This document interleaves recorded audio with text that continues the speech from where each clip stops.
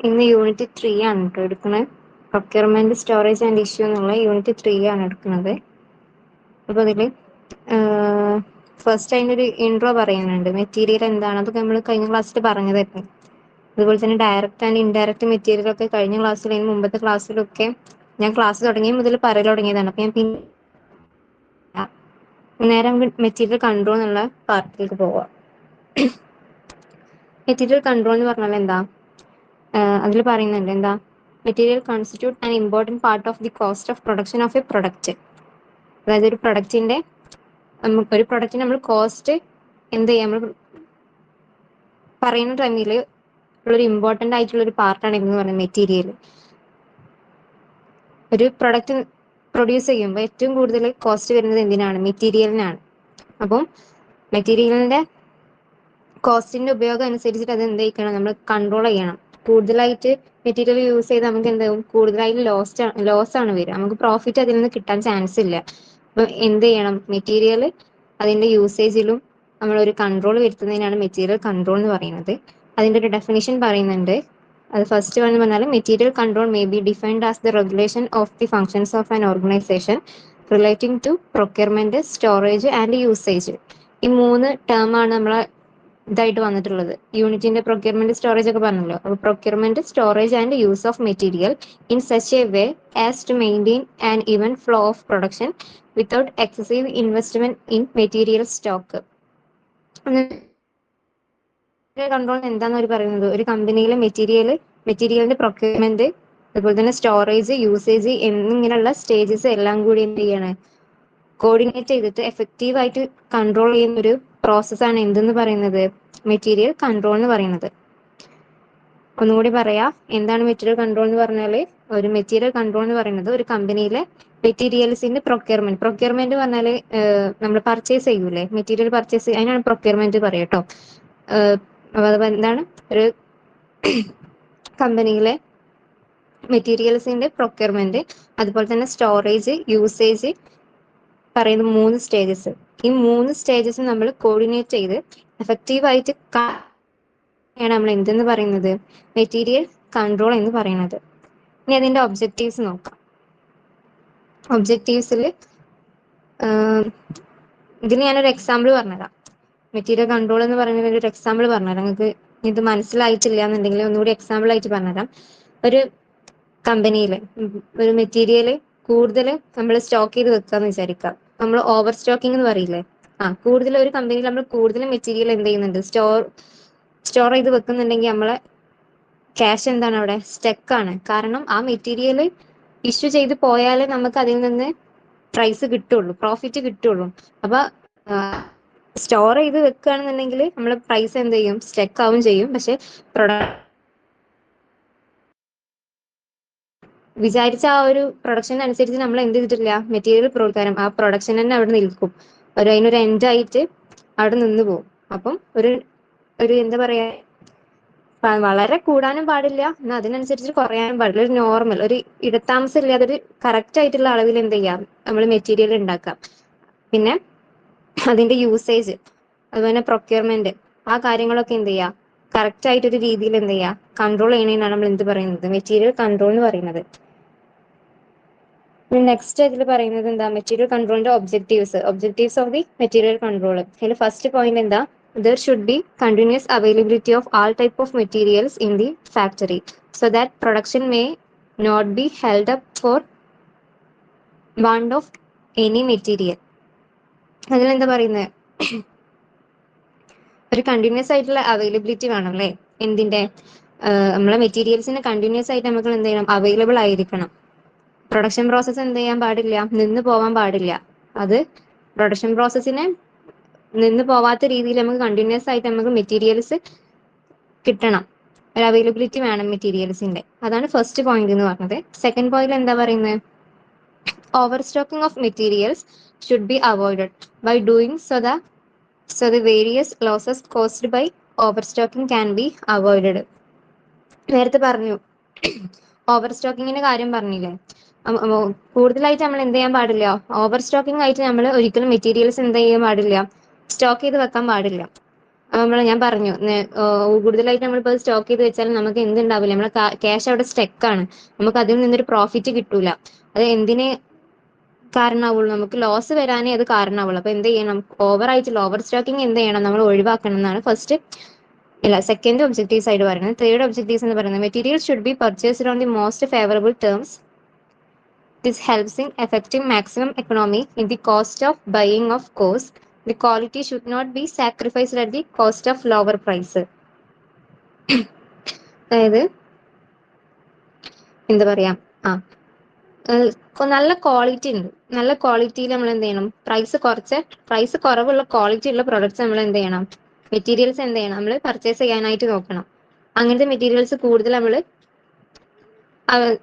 തെരഞ്ഞെടുക്കാനായിട്ട് ശ്രമിക്കണം. അതാണ് third point എന്ന് പറഞ്ഞാല്. നെക്സ്റ്റ് ഫോർത്ത് പോയിന്റ് എന്ന് പറയുന്നത് purchase of materials should B of the right quality consistent with the standard prescribed in the respect of finished products. അതിൽ എന്തിനെ പറയുന്നത്, ക്വാളിറ്റിന്റെ കാര്യം തന്നെ പറയുന്നത്. കറക്റ്റ് ആയിട്ടുള്ളൊരു നല്ലൊരു ക്വാളിറ്റി ഉള്ള മെറ്റീരിയൽസ് എന്താണ് വാങ്ങണം നമ്മൾ. എന്തിനു വേണ്ടിയിട്ട് നമ്മൾ ക്വാളിറ്റി ഉള്ള മെറ്റീരിയൽസ് തിരഞ്ഞെടുക്കുന്നത്, ഒരു പ്രൊഡക്റ്റ് പ്രൊഡ്യൂസ് ചെയ്യുമ്പോൾ അതിന്റെ ക്വാളിറ്റി ഉറപ്പാക്കുന്നതിന് വേണ്ടിയിട്ടാണ് നമ്മൾ എന്ത് തിരഞ്ഞെടുക്കുന്നത്, ക്വാളിറ്റി ഉള്ള മെറ്റീരിയൽസ് തിരഞ്ഞെടുക്കുന്നത്. Fifth, materials should be properly stored so as to prevent losses during storages. അതായത് നമ്മൾ മെറ്റീരിയൽസ് എന്ത് ചെയ്യണം, നല്ല രീതിക്ക് എന്ത് ചെയ്യണം, സ്റ്റോർ ചെയ്ത് വെക്കണം. പിന്നെ എന്താ പറയുന്നത്, സ്റ്റോർ ചെയ്ത് വെക്കണം. സ്റ്റോർ ചെയ്ത് വെക്കുക എന്ന് പറഞ്ഞാൽ മെറ്റീരിയൽസിന് എന്ത് വരാൻ പാടില്ല, ലോസസോ അല്ലെങ്കിൽ തെഫ്റ്റോ അങ്ങനത്തെ കാര്യങ്ങളൊന്നും എന്ത് ചെയ്യാൻ പാടില്ല, മെറ്റീരിയൽസിനെ ബാധിക്കാനായിട്ട് പാടില്ല. അത് കറക്റ്റ് ആയിട്ടുള്ള ഒരു രീതിയിൽ എന്ത് ചെയ്യണം, നമ്മൾ സ്റ്റോർ ചെയ്ത് വെക്കണം മെറ്റീരിയൽ. സിക്സ്ത് പോയിന്റ് എന്താ, the management should be frequently provide with information regarding the cost of materials and the availability of stock. അതിലെന്താ പറയുന്നത്, പ്രൊഡക്ഷനുള്ള മെറ്റീരിയൽസിന്റെ കോസ്റ്റ്, അതുപോലെ തന്നെ അതിന്റെ സ്റ്റോക്കുമായി ബന്ധപ്പെട്ടുള്ള ഡീറ്റെയിൽസ് ഒക്കെ നമ്മൾ എന്ത് ചെയ്യണം, കറക്റ്റ് ആയിട്ട് ഒരു പെൻഡിങ് ഇല്ലാതെ കറക്റ്റ് ആയിട്ട് നമ്മൾ മാനേജ്മെന്റിന് എന്ത് ചെയ്യണം, അതിന്റെ ഡീറ്റെയിൽസ് എന്ത് ചെയ്യണം, കൊടുക്കണം. അതാണ് സിക്സ്ത് പോയിന്റ് എന്ന് പറഞ്ഞാല്. അപ്പൊ മെറ്റീരിയൽ കൺട്രോൾ എന്താന്ന് പറഞ്ഞു, അതിന്റെ ഒബ്ജക്റ്റീവ്സും പറഞ്ഞു. ഇനി നെക്സ്റ്റ് പറയാൻ വേണ്ടി പോകുന്നത് മെറ്റീരിയൽ കൺട്രോളിന്റെ അഡ്വാൻറ്റേജസ് ആണ്.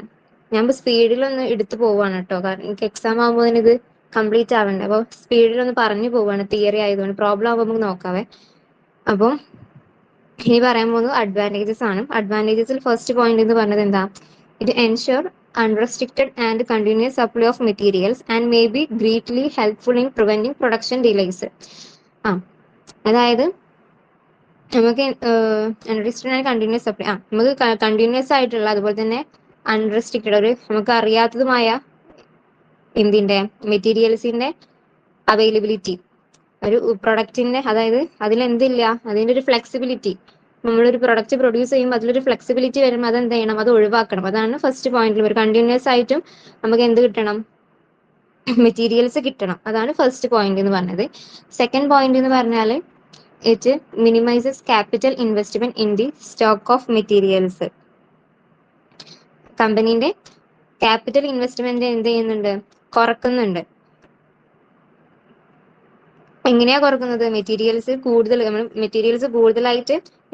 നമ്മൾ എന്ത് ചെയ്യുന്നില്ല, കൂടുതലായിട്ട് ഇൻവെസ്റ്റ്മെന്റ് വരുത്തുന്നില്ല. അപ്പൊ നമ്മൾ എന്ത് ചെയ്യാൻ പറ്റും, നമ്മളെ കമ്പനീന്റെ ക്യാപിറ്റൽ ഇൻവെസ്റ്റ്മെന്റ് എന്ത് ചെയ്യാൻ പറ്റും, കുറക്കാനായിട്ട് കഴിയും. അതാണ് സെക്കൻഡ് പോയിന്റ്. തേർഡ് പോയിന്റ് എന്ന് പറഞ്ഞാല് it considerably reduces the cost of storage and issue of material. സ്റ്റോറേജിങ്ങിലും അതുപോലെ തന്നെ നമ്മളെ മെറ്റീരിയൽസിന്റെ ഇഷ്യൂ ഒക്കെ എന്ത് ചെയ്യുന്നുണ്ട്, അതിന്റെ സ്റ്റോറേജിങ്ങിന്റെ കോസ്റ്റും അതുപോലെ തന്നെ മെറ്റീരിയൽസിന്റെ ഇഷ്യൂവിന്റെ കോസ്റ്റ് എന്ത് ചെയ്യുന്നുണ്ട്, കുറക്കുന്നുണ്ട്. അതാണ് തേർഡ് പോയിന്റ്. ഫോർത്ത് പോയിന്റ് പറഞ്ഞാൽ it eliminates wastage and loss of materials arising on account of spoilage, pilferage, theft etcetera. അതായത് നമുക്ക് ഉണ്ടാവുന്ന ലോസസ് ഒക്കെ എന്ത് ചെയ്യുന്നുണ്ട്, ഒഴിവാക്കുന്നുണ്ട്.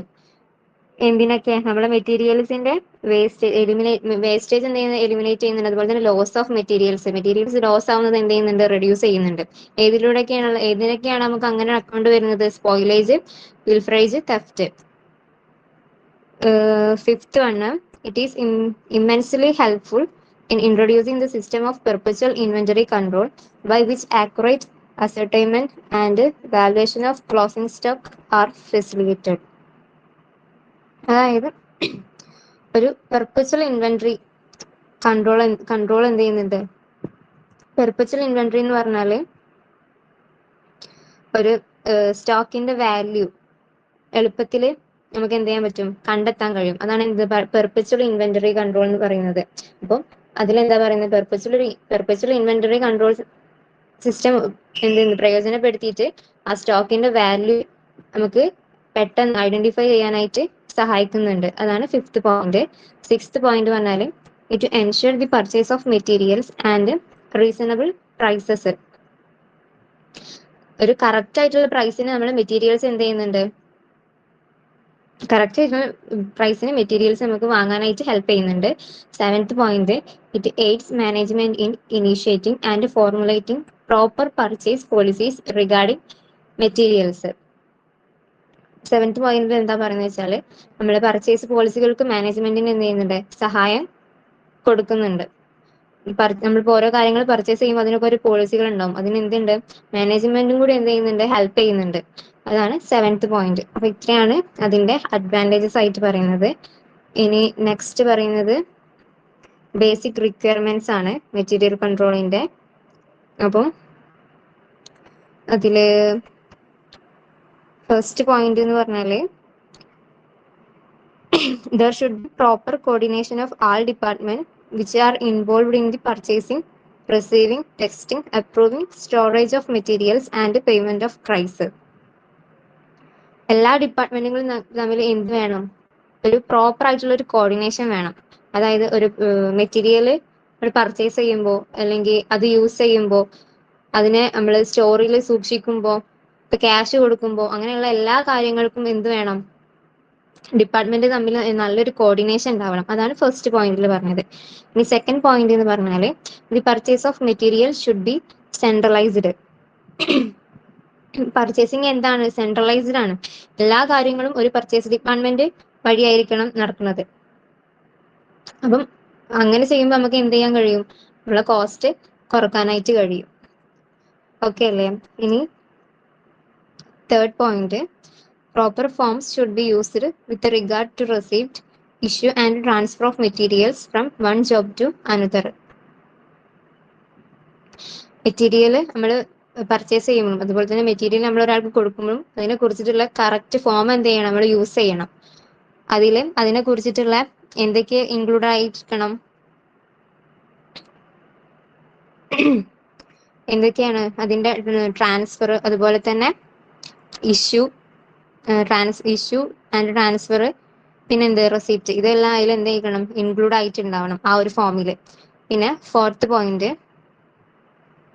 there should be a budget for materials and suppliers so that economy in purchasing and use of materials is realized.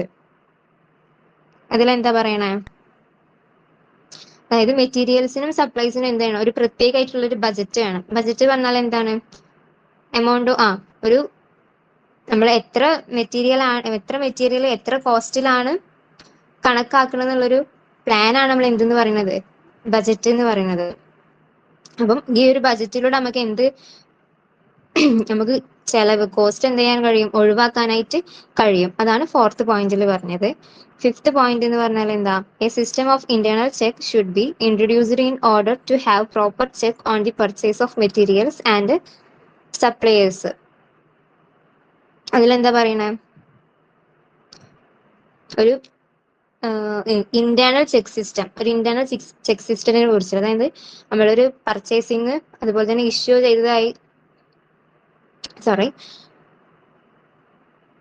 പർച്ചേസിങ്ങും അതുപോലെ തന്നെ നമ്മൾ issue ചെയ്തതായി കറക്റ്റ് ആയിട്ട് നടക്കണുണ്ടോന്ന് നമ്മൾ എന്ത് ചെയ്യുക? ചെക്ക് ചെയ്യുന്ന ഒരു പ്രോസസ്സിനെ എന്ന് പറയുന്നത് ഇന്റേണൽ ചെക്ക് സിസ്റ്റം എന്ന് അതിൽ പറഞ്ഞത്. പിന്നെ ഏത് പോയിന്റാണ്? സിക്സ്ത് പോയിന്റ് അല്ലേ? A well-organized system of storage of materials should be undertaken in order to avoid deterioration pilferage, wastage and evaporation of materials. അതാണ് 6th പോയിന്റ്. 6th പോയിന്റിൽ ഇപ്പം നമ്മളത് ഷോർട്ടാക്കി പറയാന്നുണ്ടെങ്കിൽ ഒരു കറക്റ്റ് ആയിട്ടുള്ളൊരു സ്റ്റോറേജ് സിസ്റ്റം ഉണ്ടായിട്ടുണ്ടാവണം. നമ്മൾ മെറ്റീരിയൽസ് എന്താ പറയാ, അതിനൊരു കേടുപാട് പറ്റാതെ, ബ്രേക്കോ അല്ലെങ്കിൽ തെഫ്റ്റ് ഒന്നും പറ്റാതെ നല്ല ഒരു കറക്റ്റ് ആയിട്ടൊരു സ്പേസ് അതിന് എന്തായിരിക്കണം, ആ മെറ്റീരിയലിന് ഉണ്ടായിട്ടുണ്ടാവണം. അതാണ് 6th പോയിന്റില്. ദെൻ നെക്സ്റ്റ് 7th പോയിന്റ് പറഞ്ഞാല് there should be a system of perpetual inventory so that it is possible to find out the quantity and value of materials in stock at any point of time. അതിലെന്താ പറയുന്നത് വെച്ചാല് perpetual inventory system അത് തന്നെയാണ് അതിലും പറയുന്നത്. നമ്മളിപ്പോ അഡ്വാൻറ്റേജസിൽ പറഞ്ഞു, അതുപോലെ തന്നെ മറ്റേ ഒബ്ജക്റ്റീവ്സിൽ പറഞ്ഞു ഈ perpetual inventory system. Perpetual inventory system എന്ന് പറഞ്ഞാൽ എന്താണ്, ഈ ഒരു പ്രോസസ്സിനെ നമ്മളെ മെറ്റീരിയൽ കൺട്രോളിന് ഒരു പെർപ്പച്വൽ ഇൻവെന്ററി സിസ്റ്റം വേണം. എല്ലായ്പ്പോഴും എന്ത് ചെയ്യണം, സ്റ്റോറിൽ ഉണ്ടായിട്ടുള്ള മെറ്റീരിയൽസിന്റെ ക്വാണ്ടിറ്റി അതുപോലെ തന്നെ വാല്യൂ നമുക്ക് പെട്ടെന്ന് എന്ത് ചെയ്യണം, മനസ്സിലാക്കാൻ കഴിയുന്ന രീതിയിലായിരിക്കും നമ്മൾ തയ്യാറാക്കിയിട്ടുണ്ടാവുന്നത്. അതാണ് പെർപ്പച്വൽ ഇൻവെന്ററി സിസ്റ്റം വേണമെന്ന് അവർ പറയുന്നത്. പിന്നെ 8th പോയിന്റ് പറഞ്ഞാല് minimum limit for each items of material should be fixed below which is stock is not be allowed to drop. Maximum 8th പോയിന്റിൽ പറഞ്ഞാല് നമ്മളിപ്പോ ഓരോ മെറ്റീരിയലും മിനിമം സ്റ്റോക്ക് വെക്കുമ്പോൾ മിനിമം എത്ര ലിമിറ്റിലാണ് മിനിമം സ്റ്റോക്ക് വെക്കേണ്ടത്. ഇപ്പം മാക്സിമം ലിമിറ്റ് എത്രയാണ് നമ്മൾ എന്ത് ചെയ്യണം, അറിഞ്ഞിരിക്കണം. അപ്പം നമ്മൾ പറഞ്ഞല്ലോ, കൂടുതലായിട്ട് സ്റ്റോക്ക് വെച്ചാൽ എന്ത് ചെയ്യും, ഓവർ സ്റ്റോക്കിംഗ് ആവും. അപ്പൊ നമ്മള് ക്യാഷ് അവിടെ സ്റ്റക്കാണ്. പക്ഷെ കുറവായിട്ട് സ്റ്റോക്കിംഗ് വെച്ചാൽ പ്രൊഡക്ഷനെ അവിടെ നിന്ന് പോകും. അപ്പം നോർമൽ ഒരു സെന്റർ, രണ്ടിന്റെയും നടുവിലുള്ളൊരു നമുക്കറിയാം ഇത്ര ഇത് വന്നാലേ നമുക്ക് പ്രോഫിറ്റ് ആയിട്ട് കിട്ടുള്ളൂ. അപ്പം ഒരു എന്താ പറയുക, ഇപ്പൊ അതിനായിട്ട് നടുവിലുള്ളൊരു ഭാഗം അപ്പൊ കറക്റ്റ് ആയിട്ട് നമ്മൾ എന്ത് ചെയ്യണം, ഐഡന്റിഫൈ ചെയ്തിരിക്കണം. അതാണ് 8th പോയിന്റിൽ പറഞ്ഞാല്. 9th പോയിന്റ് പറഞ്ഞാല് there should be a proper system for the issue of materials so that there will be delivery of materials on requisition to the department, processes or jobs in the right quantity. 9th പോയിന്റിൽ എന്താ പറഞ്ഞു വെച്ചാല് നമ്മളെ issue എന്ത് ചെയ്യണം, correct ആയിട്ട് നടക്കണം. നമ്മളിപ്പോ ഒരു മെറ്റീരിയൽസ് നമ്മൾ ഇഷ്യൂ ചെയ്യാനായിട്ട് എന്ത് ചെയ്യണം, ഒരു കൃത്യമായിട്ട് വേണം അതൊന്ന് നടന്നു പോകാനായിട്ട്. അത് ആവശ്യമായിട്ടുള്ള ടൈമിൽ എന്ത് ചെയ്യണം, ആവശ്യമുള്ള ഒരു ക്വാളിറ്റിയിൽ ആവശ്യമുള്ള ഒരു കാറ്റഗറിക്ക് എന്ത് ചെയ്യണം, ആ മെറ്റീരിയൽ കൊടുക്കണം. അതിനായിട്ട് നമ്മളൊരു റിക്വസിഷൻ എന്ന് പറഞ്ഞാല് അതിന്റെ മീനിങ് എന്താന്ന് വെച്ചാല് എന്താ പറയാ, രേഖ. ഒരു റിക്വസിഷൻ എന്തായിരിക്കണം, അടിസ്ഥാനമാക്കിയിട്ട് വേണം നമ്മൾ എന്ത് ചെയ്യണം, അതിന് ആവശ്യമായ ടൈമിൽ ആവശ്യമായ ക്വാണ്ടിറ്റിയിൽ ആവശ്യപ്പെട്ട എന്തിന് കാറ്റഗറീസിന് നമ്മൾ എന്ത് ചെയ്യാം, മെറ്റീരിയൽസ് കൊടുക്കാം. അതിനാണ് എന്തെന്ന് പറയുന്നത് 9th പോയിന്റിൽ പറഞ്ഞത്. 10th പോയിന്റ് എന്ന് പറഞ്ഞാല് 10th പോയിന്റ് കുറച്ച് വലുതാണ് അല്ലേ. Information about availability of materials should B made continuously available to the management so that planning of production may be done keeping in view the inventory balance in stores. 10th point പറയുമ്പോൾ നമ്മളെ stock ചെയ്തിട്ടുള്ള details എന്ത് ചെയ്യണം, മാനേജ്മെന്റിന് എപ്പോഴും കിട്ടുന്ന തരത്തിലായിരിക്കണം. അപ്പം നമ്മളിപ്പോ എത്ര സ്റ്റോക്കാണ് ഇപ്പൊ ബാക്കി, അതിൽ ആദ്യത്തേതുണ്ടോ, പിന്നെ അതുപോലെ തന്നെ നമ്മൾ ഉപയോഗിക്കാത്ത സ്റ്റോക്കുകൾ വേറെ ഉണ്ടോ എന്നുള്ള വിവരങ്ങൾ എന്ത് ചെയ്യണം, നമ്മൾ മാനേജ്മെന്റിന് കൊടുക്കണം. അതാണ് 10th പോയിന്റിൽ പറഞ്ഞാല്. അപ്പം ഇത്രയാണ് എന്ത് ബേസിക് റിക്വയർമെന്റ്സ്, മെറ്റീരിയൽ കൺട്രോളിന്റെ ബേസിക് റിക്വയർമെന്റ്സ് എന്ന് പറഞ്ഞത്. അപ്പൊ നമ്മൾ എന്തൊക്കെയാ പറഞ്ഞത്, മെറ്റീരിയൽ കൺട്രോൾ എന്താന്ന് പറഞ്ഞു, അതിന്റെ ഡെഫിനിഷൻ പറഞ്ഞു, ഒബ്ജക്റ്റീവ്സ് അഡ്വാൻറ്റേജസ് പറഞ്ഞ്, ബേസിക് റിക്വയർമെന്റ്സും പറഞ്ഞ്. നെക്സ്റ്റ് പറയാൻ വേണ്ടി പോണത് പർച്ചേസ് പ്രൊസീജിയർ ആണ്. ഓക്കെ,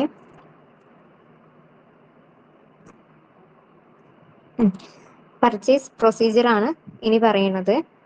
പർച്ചേസ് പ്രൊസീജിയർ എന്ന് പറഞ്ഞാൽ എന്താ, പർച്ചേസ് എന്ന് പറഞ്ഞാൽ എന്താ, നമ്മളൊരു പ്രൊഡക്റ്റ് നമ്മൾ പർച്ചേസ് ചെയ്യുന്നത്. അപ്പം അതിനുള്ള ഒരു പ്രൊസീജിയറിനെ കുറിച്ചിട്ടാണ് ഇനി പറയാൻ വേണ്ടി പോണത്. ഇപ്പൊ ഫസ്റ്റ് വേണമെന്ന് പറഞ്ഞാൽ ഇപ്പൊ എന്താ, material available at the right time. അതായത് നമുക്ക് ആവശ്യമുള്ള സമയത്ത് എന്ത് ചെയ്യണം, ആവശ്യമുള്ള സമയത്ത് ആവശ്യപ്പെട്ട മെറ്റീരിയൽസ് എന്ത് ചെയ്യണം, നമ്മൾ കൊടുക്കണം. Right quality and right price. There should be a separate purchase department under control of purchase manager. അപ്പൊ എന്താന്ന് വെച്ചാല് മെറ്റീരിയൽ കൺട്രോളിന്റെ ഏറ്റവും ഇമ്പോർട്ടന്റ് ആയിട്ടുള്ള ഒരു പാർട്ട് അല്ലെങ്കിൽ ഒരു സ്റ്റേജ് ആണ് എന്തെന്ന് പറയുന്നത്, പർച്ചേസ് എന്ന് പറയുന്നത്. അപ്പം ഇപ്പൊ എന്തിനാണ് ഇപ്പൊ നമ്മൾ ഈ പർച്ചേസിങ്ങിന് ഇത്ര ഇമ്പോർട്ടന്റ് ആക്കണമെന്നുണ്ടാവും. അപ്പം പ്രൊഡക്ഷന് ആവശ്യമായിട്ടുള്ള മെറ്റീരിയൽസ് ശരിയായ സമയത്ത് ശരിയായ അളവിൽ ശരിയായ വിലയ്ക്ക് എന്ത് ചെയ്യണം, അവൈലബിൾ ആയിരിക്കണം. അപ്പം അതിന് വേണ്ടിയിട്ട് ഓരോ സ്ഥാപനത്തിനും പർച്ചേസ് മാനേജേഴ്സിന്റെ കൺട്രോളിലുള്ള ഒരു പർച്ചേസ് ഡിപ്പാർട്ട്മെന്റ് എന്ത് ചെയ്യണം, വേണം. അതാണ് എന്തെന്ന് അവർ പറഞ്ഞത്, പർച്ചേസ് പ്രൊസീജിയറിനെ കുറിച്ചിട്ട് അവർ പറയുന്നത്. അപ്പൊ എന്താണ് പർച്ചേസ് പ്രൊസീജിയർ എന്ന് പറയുമ്പോൾ എന്താ പറയുന്നത്, ഒരു പ്രൊഡക്ഷന് വേണ്ട മെറ്റീരിയൽസ് ശരിയായ സമയത്ത് അവിടെ പറയുന്നുണ്ടല്ലോ, ഇതാ ഇതാ ഇതാ അപ്പം എന്താ പറയുന്നത്, in order to ensure that the required materials are available at the right time in the right quantity at the right price, there should be a separate purchase department under control of purchase manager. അപ്പൊ എന്താണ്, ഒരു production വേണ്ട materials ശരിയായ സമയത്ത് ശരിയായ അളവില് ശരിയായ വിലയ്ക്ക് ശരിയായ പ്രൈസിന് എന്ത് ചെയ്യണം, അവൈലബിൾ ആയിരിക്കണം. അതിനായിട്ട് ഓരോ സ്ഥാപനത്തിനും പർച്ചേസ് മാനേജേഴ്സിന്റെ കൺട്രോളിലുള്ള നമ്മൾ എന്ത് ചെയ്യുന്നത്, ഒരു പർച്ചേസ് ഡിപ്പാർട്ട്മെന്റ് വേണം. അതാണ് എന്ത് പർച്ചേസ് പ്രൊസീജിയറിൽ പറയുന്നത്. പിന്നെ അതിൽ പിന്നെ എന്താ പറയുന്നത്, അതിൽ പിന്നെ പറയുന്നത്, keeping in view size and requirements of the organisation, the function of purchasing can be either centralised or decentralised. അപ്പം ഏതൊക്കെ പർച്ചേസിംഗ് ഉണ്ടെന്നാ പറഞ്ഞത്, സെൻട്രലൈസ്ഡ് ഉണ്ട്, ഡീസെൻട്രലൈസ്ഡ് ഉണ്ട്. അപ്പൊ ഒരു സ്ഥാപനത്തിന്റെ വലുപ്പം അനുസരിച്ചിട്ട് അല്ലെങ്കിൽ അതിന്റെ ഒരു നീഡ് അനുസരിച്ചിട്ട് നമ്മൾ എന്ത് ചെയ്യണം, സ്ഥാപനത്തിന്റെ വലുപ്പം അനുസരിച്ച് അല്ലെങ്കിൽ നീഡ് അനുസരിച്ച് നമ്മളെ പർച്ചേസ് പ്രോസസ് എന്താക്കിയിട്ടുണ്ട്, 2 തരത്തിലാക്കിയിട്ടുണ്ട്. അതെന്താണ്, ഫസ്റ്റ് വൺ എന്ന് പറഞ്ഞത് സെൻട്രലൈസ്ഡ്, സെക്കൻഡ് വൺ എന്ന് പറയുന്നത് ഡീസെൻട്രലൈസ്ഡ് ആണ്. അപ്പോൾ സെൻട്രലൈസ്ഡ് പർച്ചേസിംഗ് എന്താന്ന് നമുക്ക് നോക്കാം. എന്താണ് സെൻട്രലൈസ്ഡ് പർച്ചേസിംഗ്? അതിൽ പറയുന്നത്, under centralised purchasing, purchases are made at one central point of the whole organization, and from the central point materials are issued to respective departments or jobs as and when required. അതിലെന്താ പറയുന്നത് വെച്ചാല്, centralised purchase എന്ന് പറയുമ്പോൾ ഒരൊറ്റ purchase ഡിപ്പാർട്ട്മെന്റിൽ നിന്നാണ് എല്ലാ മെറ്റീരിയൽസും നമ്മൾ എന്ത് ചെയ്യുന്നത്, വാങ്ങുന്നത്. അപ്പൊ അതിനുശേഷം അതെന്ത് ചെയ്യും, ആവശ്യത്തിനനുസരിച്ചിട്ട് ഓരോ ഡിപ്പാർട്ട്മെന്റിലേക്കും ഓരോ ജോബിനും എന്ത് ചെയ്യും, അത് ഇഷ്യൂ ചെയ്ത് കൊടുക്കും. അതാണ് എന്തെന്ന് പറയുന്നത്, സെൻട്രലൈസ്ഡ് പർച്ചേസിംഗ് എന്ന് പറഞ്ഞാൽ. എന്താണ്, ഒരൊറ്റ പർച്ചേസിംഗ് ഡിപ്പാർട്ട്മെന്റിൽ നിന്നാണ് നമ്മൾ എന്താണ് മെറ്റീരിയൽസ് പർച്ചേസ് ചെയ്യുന്നത്. അതിനുശേഷം അത് എന്താ ചെയ്യുന്നത്, ആവശ്യത്തിനനുസരിച്ച് ഓരോ ഡിപ്പാർട്ട്മെന്റിനും അതുപോലെ തന്നെ ഓരോ ജോലികൾക്കും അത് എന്ത് ചെയ്യും, ഇഷ്യൂ ചെയ്ത് കൊടുക്കും. അതാണ് സെൻട്രലൈസ്ഡ് പർച്ചേസ് എന്ന് പറഞ്ഞാല്. ഇപ്പോ ഒരു എക്സാമ്പിൾ പറഞ്ഞുതരാം. എക്സാമ്പിൾ പറഞ്ഞു വെച്ചാല്, ഒരു വലിയ കമ്പനി ആകുമ്പോൾ അതിൽ കൂടുതൽ ഡിപ്പാർട്ട്മെന്റ് ഉണ്ടാവുമല്ലോ, കൂടുതൽ കാറ്റഗറി ആയിട്ടാണ് ഉണ്ടാവുക. അപ്പം എല്ലാ മെറ്റീരിയൽസും ഒരൊറ്റ സെന്ററിൽ നിന്ന് ആണ് എന്ത് ചെയ്യുന്നത്, വാങ്ങുന്നത്. പിന്നെ അത് എന്ത് ചെയ്യുന്നുണ്ട്, ആ വാങ്ങിയത് അവരെ ആവശ്യത്തിനനുസരിച്ചിട്ടാണ് അവരെന്ത് ചെയ്യുന്നത്, അത് ഇഷ്യൂ ചെയ്യുകയും ചെയ്യുന്നത്. അതാണ് എക്സാമ്പിൾ പറയുന്നത്. ഇനിയിപ്പോ അതിന്റെ അഡ്വാൻറ്റേജസ് അല്ലേ, അഡ്വാൻറ്റേജസ് പറയാന്നുണ്ടെങ്കിൽ ഫസ്റ്റ് പോയിന്റ് എന്താ, centralised purchasing brings about economies in purchasing. Higher trade discount or economies in transport can be obtained because the quantity involved will be large. അത് പറഞ്ഞാല് നമ്മളിപ്പം എന്താണ് സെൻട്രലൈസ്ഡ് പർച്ചേസിംഗ് എന്ന് പറഞ്ഞല്ലോ. അതിന്റെ ഫസ്റ്റ് അഡ്വാൻറ്റേജ് എന്ന് പറഞ്ഞാൽ നമ്മളിപ്പം കോസ്റ്റ് കുറഞ്ഞിട്ടുള്ള സാധനങ്ങൾ എന്ത് ചെയ്യാണ്, ഒരുമിച്ച് വാങ്ങുകയാണ്. അപ്പൊ നമുക്ക് എന്ത് കിട്ടും, വലിയ ഒരു ഡിസ്കൗണ്ട് കിട്ടുമല്ലോ. നമ്മളിപ്പോൾ കുറേ സാധനങ്ങൾ ഒപ്പം ഇങ്ങോട്ട് വാങ്ങുമ്പോൾ നമുക്ക് ഡിസ്കൗണ്ട് കിട്ടുമല്ലോ. ഇപ്പോൾ ഓൺലൈനിലൊക്കെ ഷോപ്പിംഗ് ഒക്കെ ചെയ്യുമ്പോൾ ഇത്ര ഇപ്പോൾ 1099 അതിന് മേലെ എടുത്തവർക്ക് ഇത്ര ഡിസ്കൗണ്ട് എന്നൊക്കെ പറഞ്ഞിട്ട് കിട്ടുമല്ലോ. അതാണ് ഫസ്റ്റ് പോയിന്റിൽ എന്ന് പറഞ്ഞാല് അവർക്ക് എന്ത് ചെയ്യും, ഡിസ്കൗണ്ട് ലഭിക്കും. അതായത് വിലക്കുറവിലാണ് അവർ സാധനങ്ങൾ വാങ്ങുന്നത്, മെറ്റീരിയൽസ് അവർ വിലക്കുറവിലാണ് വാങ്ങുന്നത്. പക്ഷെ എങ്ങനെ വാങ്ങുന്നത്, ഒരുമിച്ചിട്ടാണ് എല്ലാം ഒപ്പാണ് വാങ്ങുന്നത്. അപ്പൊ അതില് അവർക്ക് എന്ത് കിട്ടും, വലിയ അളവിലുള്ള ഡിസ്കൗണ്ട് കിട്ടും. പിന്നെന്താ, ട്രാൻസ്പോർട്ടിന്റെ ചെലവ് എന്താണ്, കുറവാണ്. പിന്നെ സെക്കൻഡ് പോയിന്റ് എന്ന് പറയുന്നത്, the buying staff concentrates on purchase alone and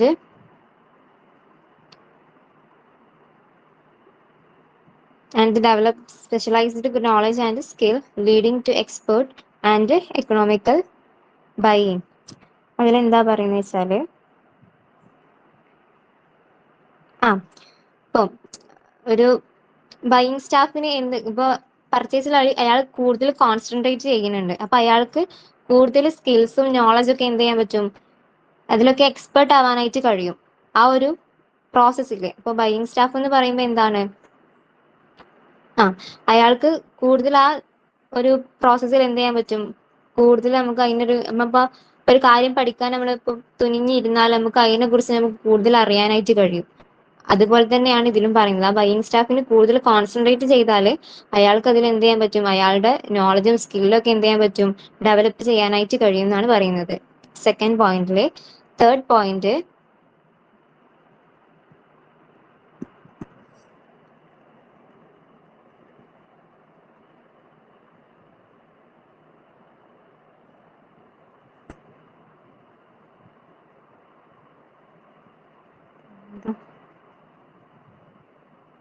okay, third point പറഞ്ഞാല്, it ensure consistent policy with regard to purchases, it avoid haphazard buying and the consequent effect on the finance of the concern. അതിലെന്താ പറയുന്നത് വെച്ചാല്,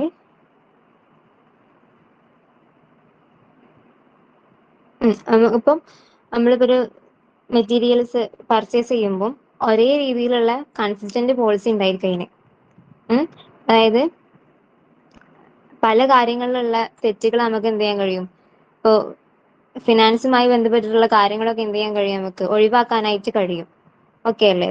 fourth point എന്ന് പറഞ്ഞാല്, centralised purchasing facilitate the maintenance of one complete set of records for purchase transactions, which enables the management to exercise a better and effective control over purchases. Fourth point എന്ന് പറഞ്ഞാല്,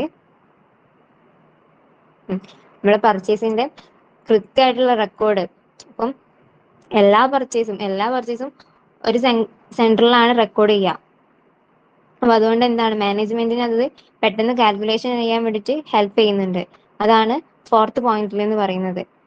എന്താ പറഞ്ഞത്, നമ്മളെ കൃത്യമായിട്ടുള്ള പർച്ചേസിങ്ങിന്റെ records എല്ലാം ഒരു സെന്ററിലാണ് എന്ത് ചെയ്യുന്നത്, റെക്കോർഡ് ചെയ്യുന്നത്. അതുകൊണ്ട് തന്നെ മാനേജ്മെന്റിന് അത് പെട്ടെന്ന് കാൽക്കുലേറ്റ് ചെയ്യാൻ വേണ്ടിയിട്ട് ഹെൽപ്പ് ചെയ്യുന്നുണ്ട്. ഫിഫ്ത്ത് പോയിന്റ് എന്ന് പറഞ്ഞാൽ, it relieves the departmental heads of the responsibility of procuring variety of materials. They can this concentrate on the function assigned to them. അതിലെന്താ അതിൽ പറയുന്നത്, ഇപ്പൊ ഡിപ്പാർട്ട്മെന്റൽ ഹെഡ്സിന് എന്തുണ്ട്, ഡിപ്പാർട്ട്മെന്റൽ ഹെഡ്സിന് അവരുടെ ബുദ്ധിമുട്ടുകൾ എന്ത് ചെയ്യാൻ പറ്റും, കുറയും. എന്തുകൊണ്ടാണത്, ഇപ്പൊ നമ്മൾ പറഞ്ഞല്ലോ എങ്ങനെയാണത് ഇതാക്കണം എന്നുള്ളത്. ഓരോ കാറ്റഗറി ആയിട്ടാണ് എന്ത് ചെയ്യുന്നത്, ഓരോ കാറ്റഗറി ആയിട്ട് നമ്മൾ പർച്ചേസ് ചെയ്യുമ്പോൾ അതിൽ കൂടുതൽ ചിന്തിക്കേണ്ടി അവർക്ക് വരുന്നില്ല. അപ്പൊ എന്താണ്, നമ്മളെ ഹെഡ് ഓഫ് അല്ലെങ്കിൽ ഡിപ്പാർട്ട്മെന്റൽ ഹെഡ്സിന് എന്താണ്, അവരുടെ റെസ്പോൺസിബിലിറ്റി എന്താണ്, കുറവാണ്. പിന്നെ പറയുന്നത് sixth പോയിന്റില്, centralization of purchasing is helpful to vendors. Their selling costs are reduced as they can easily coordinate and supply goods to a single buyer instead of large number of buyers. അതിപ്പോ ഒന്ന് simple ആക്കി പറയാന്ന് വെച്ചാല്, ഇപ്പം അവരുടെ വെൻഡേഴ്സിന് അവരുടെ ജോലി എന്താണ്, ലാഭമാണ്. കാരണം ഒരൊറ്റ സെന്ററിലേക്കാണ് എന്ത് ഫുൾ ഓഫ് പാക്കറ്റ് അയക്കണത് അല്ലെങ്കിൽ ഫുൾ ഓഫ് മെറ്റീരിയൽ അയക്കണത്. അപ്പൊ പല ആവശ്യക്കാരികൾക്ക് എന്ത് ചെയ്യുന്നില്ല, കൊടുക്കണം എന്നില്ല. ഡയറക്റ്റ് നമ്മളൊരു സെൻട്രലിലേക്കാണ് അയക്കുന്നത്. അപ്പൊ അതിലൂടെ അവർക്ക് എന്ത് ചെയ്യും, അവരുടെ ജോലി എന്താണ്, ലാഭമാണ്. കാരണം അവർക്ക് കൂടുതൽ എഫേർട്ട് എടുക്കേണ്ട ആവശ്യം വരുന്നില്ല. അതാണ് 6th പോയിന്റിൽ എന്ന് പറയുന്നത്. ഇനി അതിന്റെ ഡിസഡ്വാൻറ്റേജസ് ആണ്. എന്തിൻ്റെതാണ് ഡിസഡ്വാൻറ്റേജസ്? സെൻട്രലൈസ്ഡ് പർച്ചേസിംഗിന്റെ കേട്ടോ. അപ്പോൾ എന്താ ഫസ്റ്റ് പോയിന്റിൽ എന്താ പറയുന്നത്? The procedure adopted for the purchase of materials less flexible which may cause undue delays in obtaining supplies. ഇതെന്താണ്, കുറച്ച് ഫ്ലെക്സിബിലിറ്റി ആണ്. സപ്ലൈ ചെയ്യുന്ന സമയത്ത് എന്താണ്, ഒരു ഫ്ലെക്സിബിലിറ്റി ആണ് അല്ലെ. അപ്പൊ നമുക്ക് കൂടുതൽ ഇമ്പോർട്ടന്റ് ആയിട്ടുള്ള ആവശ്യങ്ങൾക്ക് എന്ത് ചെയ്യാൻ കഴിയും, നമുക്ക് ഇമ്പോർട്ടന്റ് ആയിട്ടുള്ള ആവശ്യങ്ങൾക്ക് പെട്ടെന്ന് എന്ത് ചെയ്യാൻ കഴിയില്ല, പെട്ടെന്ന് പർച്ചേസ് ചെയ്യാനായിട്ട് കഴിയൂല. പിന്നെ സെക്കൻഡ് പോയിന്റ് എന്താ, the administrative cost of setting up a separate purchase department is likely to be quite high. അതിലെന്താ പറയുന്നത്, സെപ്പറേറ്റ് പർച്ചേസ് ഡിപ്പാർട്ട്മെന്റ്, ഒരു സെപ്പറേറ്റ് ഡിപ്പാർട്ട്മെന്റ് നടത്താനുള്ള ചെലവ് എന്ത് ചെയ്യും, കോസ്റ്റ് എന്ത് ചെയ്യും, കൂടും. അപ്പൊ പർച്ചേസ് ഡിപ്പാർട്ട്മെന്റ് സെറ്റപ്പ് ചെയ്യാൻ കൂടുതൽ വർക്കേഴ്സും അതുപോലെ തന്നെ കൺട്രോൾ സിസ്റ്റം എന്ത് ചെയ്യണം, വേണം. അപ്പൊ അതിനുള്ള കോസ്റ്റ് എന്ത് ചെയ്യും, കൂടും. അതാണ് second point. Third point, there are chances of misunderstanding between the department which requires the material and the purchasing department, with the result that wrong purchases of material can be made. അതില് എന്താ പറയുക വെച്ചാല്,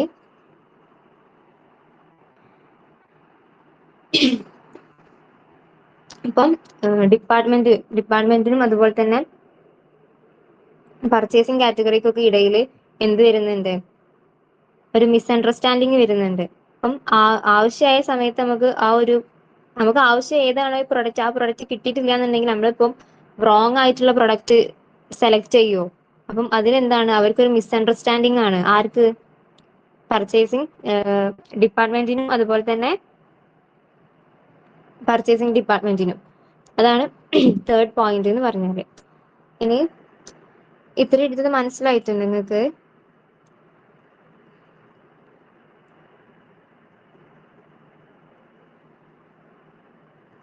next,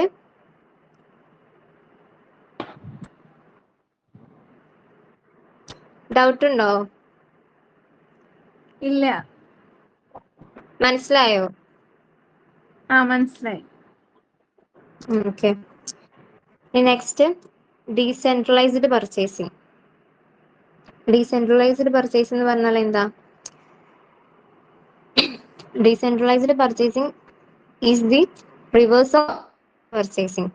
centralised പർച്ചേസിങ്ങിന്റെ reverse ആണ്. അപ്പൊ നമുക്ക് എന്ത് ചോദിച്ചാലും എന്ത് ചെയ്ത് അതിന് നേരെ റിവേഴ്സ് എഴുതിയാൽ മതി. അഡ്വാൻറ്റേജസ് ആയിക്കോട്ടെ ഡിസഡ്വാൻറ്റേജസ് ആയിക്കോട്ടെ, നേരെ റിവേഴ്സ് എഴുതിയാൽ എന്തായി, ഇത് ഡീസെൻട്രലൈസ്ഡ്. സെൻട്രലൈസ്ഡ് പർച്ചേസിങ്ങിന്റെ എന്ത് റിവേഴ്സ് അല്ലേ. അപ്പം സെൻട്രലൈസ്ഡ് പർച്ചേസിങ്ങിന്റെ അഡ്വാൻറ്റേജസും ഡിസഡ്വാൻറ്റേജസും നേരെ റിവേഴ്സ് ആക്കി എഴുതിയാലും അത് ഡീസെൻട്രലൈസ്ഡ് പർച്ചേസിങ്ങിന്റെ ആയി. അപ്പം each department make it's on purchase.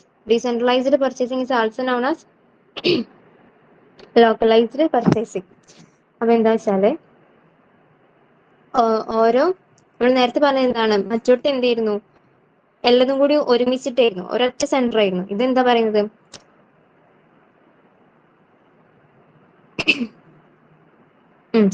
ഓരോ ഡിപ്പാർട്ട്മെന്റും എന്താ ചെയ്യുന്നത്, അവരുടെ ആവശ്യത്തിനനുസരിച്ചിട്ടാണ് എന്ത് മെറ്റീരിയൽസ് സ്വന്തമായിട്ട് വാങ്ങണം അവര്. മറ്റൊടത്ത് എന്തായിരുന്നു, ഒരു സെൻട്രലിലേക്കാണ് എല്ലാതും കൂടി ഒരൊറ്റ സെൻട്രലിലേക്കാണ് അയക്കല്. അവിടുന്നാണ് എന്ത് ചെയ്യുന്നത്, ആവശ്യത്തിനനുസരിച്ച് ഇഷ്യൂ ചെയ്തു പോകുന്നത്. പക്ഷെ ഇവിടെ എങ്ങനെയാ പറയുന്നത്, ഓരോ ഡിപ്പാർട്ട്മെന്റിനാണ് അവർ എന്ത് ചെയ്യുന്നത്, ആവശ്യത്തിനനുസരിച്ചിട്ട് മെറ്റീരിയൽസ് സ്വന്തമായിട്ട് വാങ്ങാനായിട്ട് കഴിയുന്നത്. ഇതിന് നമ്മൾ എന്തെന്നും പറയും, ലോക്കലൈസ്ഡ് പർച്ചേസിംഗ് എന്നും പറയും. എന്തുകൊണ്ടാണ് അങ്ങനെ പറയുന്നത്, ഓരോ ബ്രാഞ്ചും എന്താ ചെയ്യുന്നത്,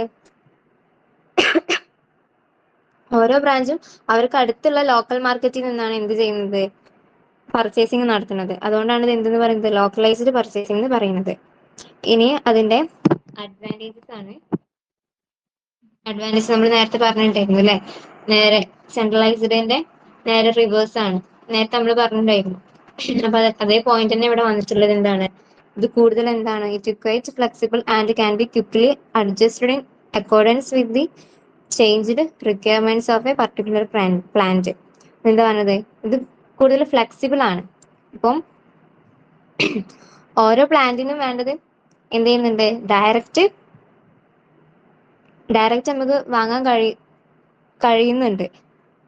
അതുകൊണ്ട് തന്നെ ഇത് എന്താണ്, അവർക്ക് എപ്പോഴാണോ ആവശ്യം, അവരുടെ ആവശ്യത്തിന് എപ്പോഴാണോ ആവശ്യം, ആ ആവശ്യമുള്ള സമയത്ത് അവർക്ക് എന്ത് ചെയ്യാൻ കഴിയുന്നുണ്ട്, മെറ്റീരിയൽസ് അല്ലെങ്കിൽ അത് വാങ്ങാനായിട്ട് കഴിയുന്നുണ്ട്. അതുകൊണ്ട് തന്നെ ഇത് എന്താന്നാ പറയുന്നത്, ഫ്ലെക്സിബിൾ ആണെന്നാ പറയുന്നത്. Second point in case of emergency, localized purchasing is best suited and purchases can be procured more quickly. അപ്പം എന്തെങ്കിലും എമർജൻസി ആയിട്ടുള്ള കേസസ് വരുമ്പോ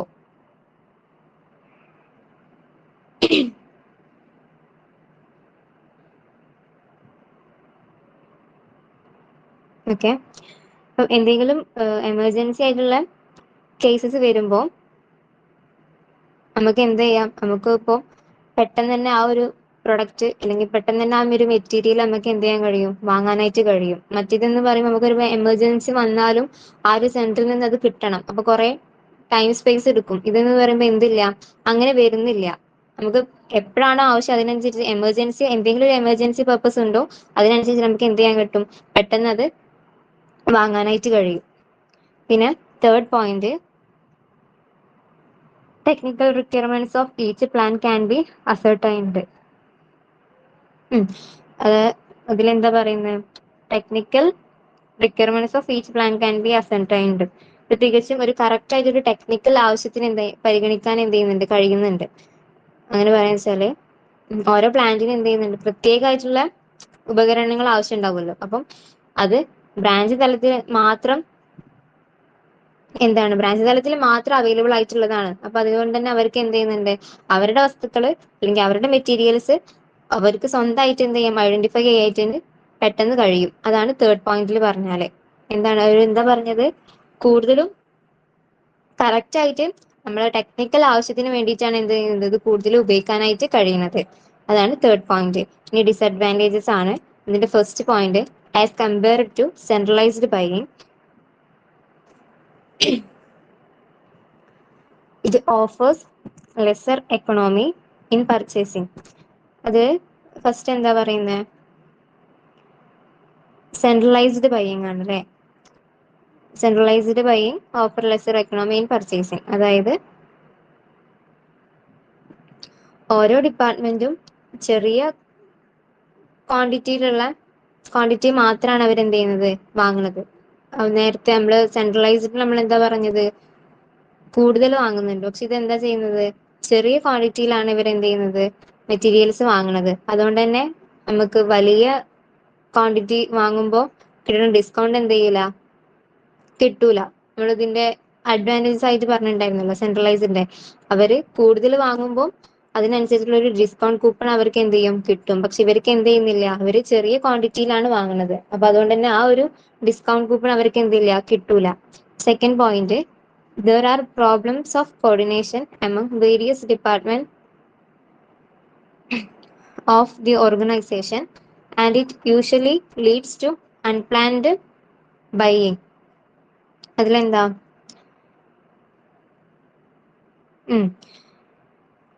ഡിപ്പാർട്ട്മെന്റുകൾ തമ്മിലുള്ള എന്തില്ല, ഒരു കോർഡിനേഷൻ എന്തില്ല, ഇല്ല. അത് ഓരോ ഡിപ്പാർട്ട്മെന്റും അവരുടെ ഇഷ്ടത്തിനനുസരിച്ചിട്ടാണ് എന്ത് ചെയ്യുന്നത്, മെറ്റീരിയൽസ് അല്ലെങ്കിൽ ബിസിനസ് ആവശ്യത്തിനുള്ള സാധനങ്ങൾ വാങ്ങുന്നത്. അപ്പം അതിലൊരു പ്ലാനിങ്, അതായത് ഡിപ്പാർട്ട്മെന്റ് വൈസിലുള്ള ഒരു കാൽക്കുലേഷനോ പ്ലാനിങ്ങോ ഒന്നും തന്നെ ഇല്ല. അപ്പൊ അതൊരു പ്രശ്നമായിട്ട് വരാൻ ചാൻസ് ഉണ്ട്. അതാണ് സെക്കൻഡ് പോയിന്റിൽ പറയുന്നത്. Third point, uniformity in prices may not be ensured because every departmental head may not possess the caliber of an expert buyer. തേർഡില് പറഞ്ഞാല് ക്വാളിറ്റിയിലും അതുപോലെ തന്നെ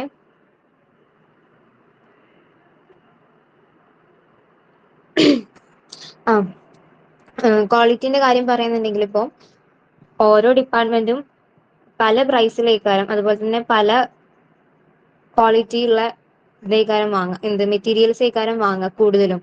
അപ്പൊ എന്താ ഉണ്ടാവുക, കമ്പനിക്ക് അത് നഷ്ടം ഉണ്ടാവാനായിട്ട് ചാൻസ് ഉണ്ട്. കാരണം നമ്മളെ സെൻട്രലൈസ്ഡ് പർച്ചേസിംഗ് എന്ന് പറയുമ്പോൾ അതില് ഒരൊറ്റ സെന്റർ ആയിരുന്നു. ആ സെന്ററിൽ നിന്നാണ് എന്ത് വാങ്ങുന്നത്, ആ ഒരു സെൻട്രലിലേക്ക് ഒരുമിച്ചാണ് സാധനം ഇറക്കുന്നതും അതിൽ നിന്ന് ഒരുമിച്ചാണ് സാധനങ്ങൾ നമ്മൾ ഇഷ്യൂ ചെയ്യുന്നതും. അതുകൊണ്ട് തന്നെ ആ ഒരു ഇതിന് ലോസസ് വരാൻ ചാൻസ് കുറവാണ്. പക്ഷെ ഇതിൽ എന്താ പറയുന്നത്, ഓരോ ഡിപ്പാർട്ട്മെന്റും പല പ്രൈസിൽ അതുപോലെ തന്നെ പല ക്വാളിറ്റിയിലുള്ള മെറ്റീരിയൽസ് ആണ് അവർ വാങ്ങുന്നത്. അതുകൊണ്ട് തന്നെ അത് എന്താണ്, ആ കമ്പനിക്ക് എന്ത് വരാൻ ചാൻസ് ഉണ്ട്, ലോസ് വരാൻ ചാൻസ് ഉണ്ട്. അതാണ് തേർഡ് പോയിന്റിൽ പറഞ്ഞത്. ഇപ്പൊ ഒന്ന് പറയാ, ഒരു ഷോർട്ടായിട്ട് ബ്രീഫായിട്ട് പറയാന്നുണ്ടെങ്കിൽ എന്താ, സെൻട്രലൈസ്ഡ് പർച്ചേസ് എന്ന് പറഞ്ഞാൽ എന്താണ്, ഒരു വലിയ ഒരു പ്രൊഡക്ഷൻ നടക്കുന്ന ഒരു ഇതില് ഏകദേശം ഒരുപോലെയുള്ള പ്രൊഡക്റ്റ് ഉണ്ടാക്കുന്ന കമ്പനിക്കാണ് എന്തായിട്ട് കൂടുതലായിട്ട് സ്യൂട്ടബിൾ ആയിട്ടുള്ളത് എന്ത്, സെൻട്രലൈസ്ഡ് പർച്ചേസ് എന്ന് പറഞ്ഞാല്. ഡീസെൻട്രലൈസ്ഡ് പർച്ചേസ് എന്ന് പറയുമ്പോൾ എന്താ, പ്രൊഡക്റ്റ് ഡിഫറെന്റ് ആയിട്ട്, അതായത് ഒരു കമ്പനിയിൽ നിന്ന് അല്ലെങ്കിൽ ഒരു പ്രൊഡക്ഷൻ ഫാക്ടറിയിൽ നിന്നല്ലാതെ ഡിഫറെന്റ് ആയിട്ടാണ് അവർ എന്ത് ചെയ്യുന്നത്, പ്രൊഡക്റ്റ് പർച്ചേസ് ചെയ്യുന്നത്. അപ്പം അത് എന്തിന് സ്യൂട്ടബിൾ ആണ്, വ്യത്യസ്തമായിട്ടുള്ള പ്രൊഡക്ട്സ് നിർമ്മിക്കുന്ന കമ്പനികൾക്കാണ് എന്ത് സ്യൂട്ടബിൾ ആയിട്ടുള്ളത്, ഡീസെൻട്രലൈസ്ഡ് പർച്ചേസിങ് സ്യൂട്ടബിൾ ആയിട്ടുള്ളത്. അപ്പം നമ്മളിപ്പോ ഇന്ന് എന്തൊക്കെ പറഞ്ഞേ, ഇപ്പൊ പറഞ്ഞത് എന്താ, പർച്ചേസ് പ്രൊസീജിയർ എന്താന്ന് പറഞ്ഞു അല്ലെ. അതിന്റെ രണ്ട് ടൈപ്സ് ഉണ്ട്. ഫസ്റ്റ് ഏതാണ്, സെൻട്രലൈസ്ഡ് പർച്ചേസിങ്ങും സെക്കൻഡ് വൺ ഡീസെൻട്രലൈസ്ഡ് പർച്ചേസിങ്ങും. അപ്പൊ ഇതിന്റെ രണ്ടിന്റെയും അഡ്വാൻറ്റേജസും ഡിസഡ്വാൻറ്റേജസും പറഞ്ഞു കഴിഞ്ഞു. ഇനി നെക്സ്റ്റ് പറയുന്നത്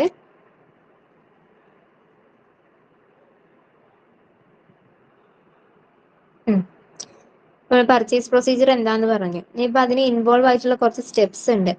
ആ സ്റ്റെപ്സിനെ കുറിച്ചിട്ടാണ് ഇനി പറയുന്നത്. അപ്പൊ എന്താ steps involved in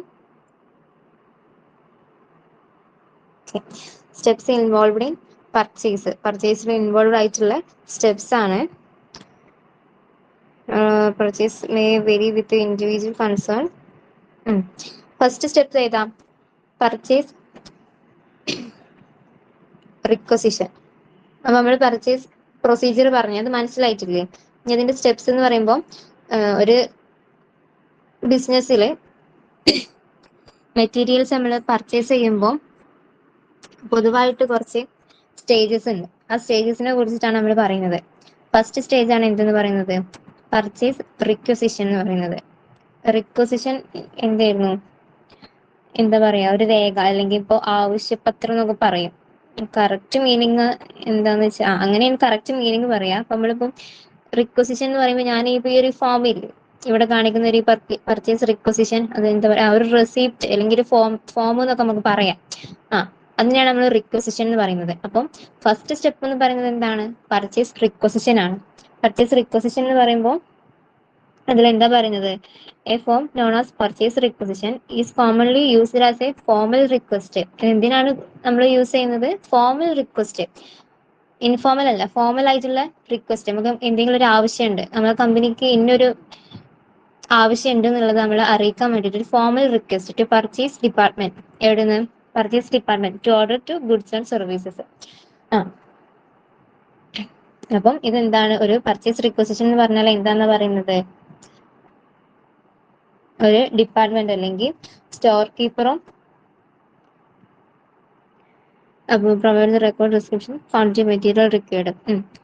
second paragraph നോക്കുന്നത്, purchase requisition is prepared by store keeper for regular stock material and by the departmental head for special material not stocked regular times. ഇതിലിപ്പോ ഷോർട്ടാക്കി പറയാന്നുണ്ടെങ്കിൽ ഇതെന്താണ്,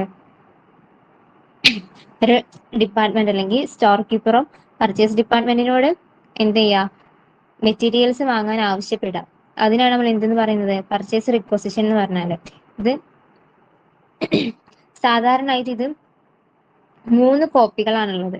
ഇവിടെ പറയുന്നുണ്ട്,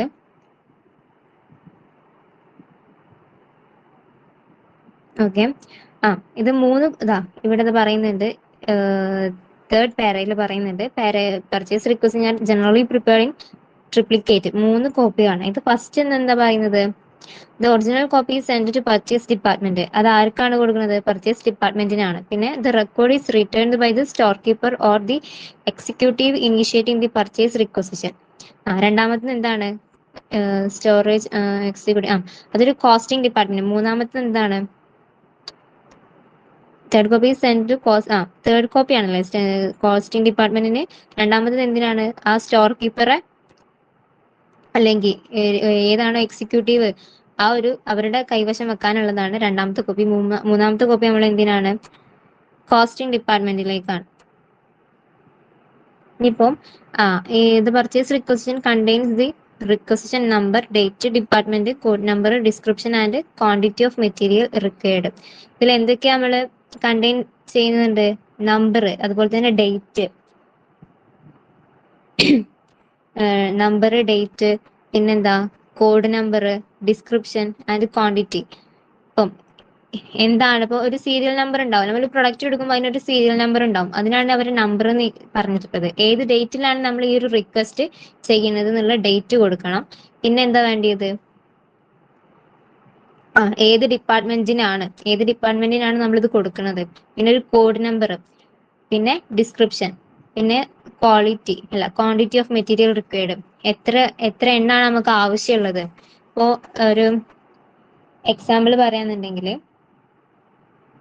ഒരു എന്താ പറയാ, സ്ക്രൂ ഇല്ലേ?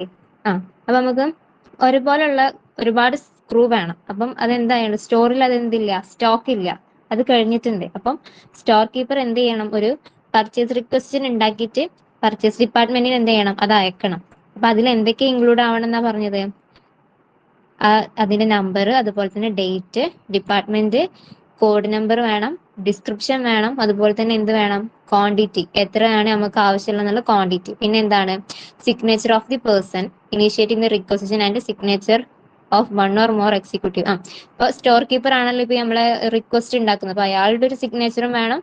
പിന്നെ വേറൊരാളുടെ സിഗ്നേച്ചറും കൂടി അതിൽ എന്തുണ്ട്? ഏതെങ്കിലും വേറൊരു എക്സിക്യൂട്ടീവിന്റെയും സിഗ്നേച്ചറും കൂടി അതിൽ എന്താണ്? ആവശ്യമാണ്.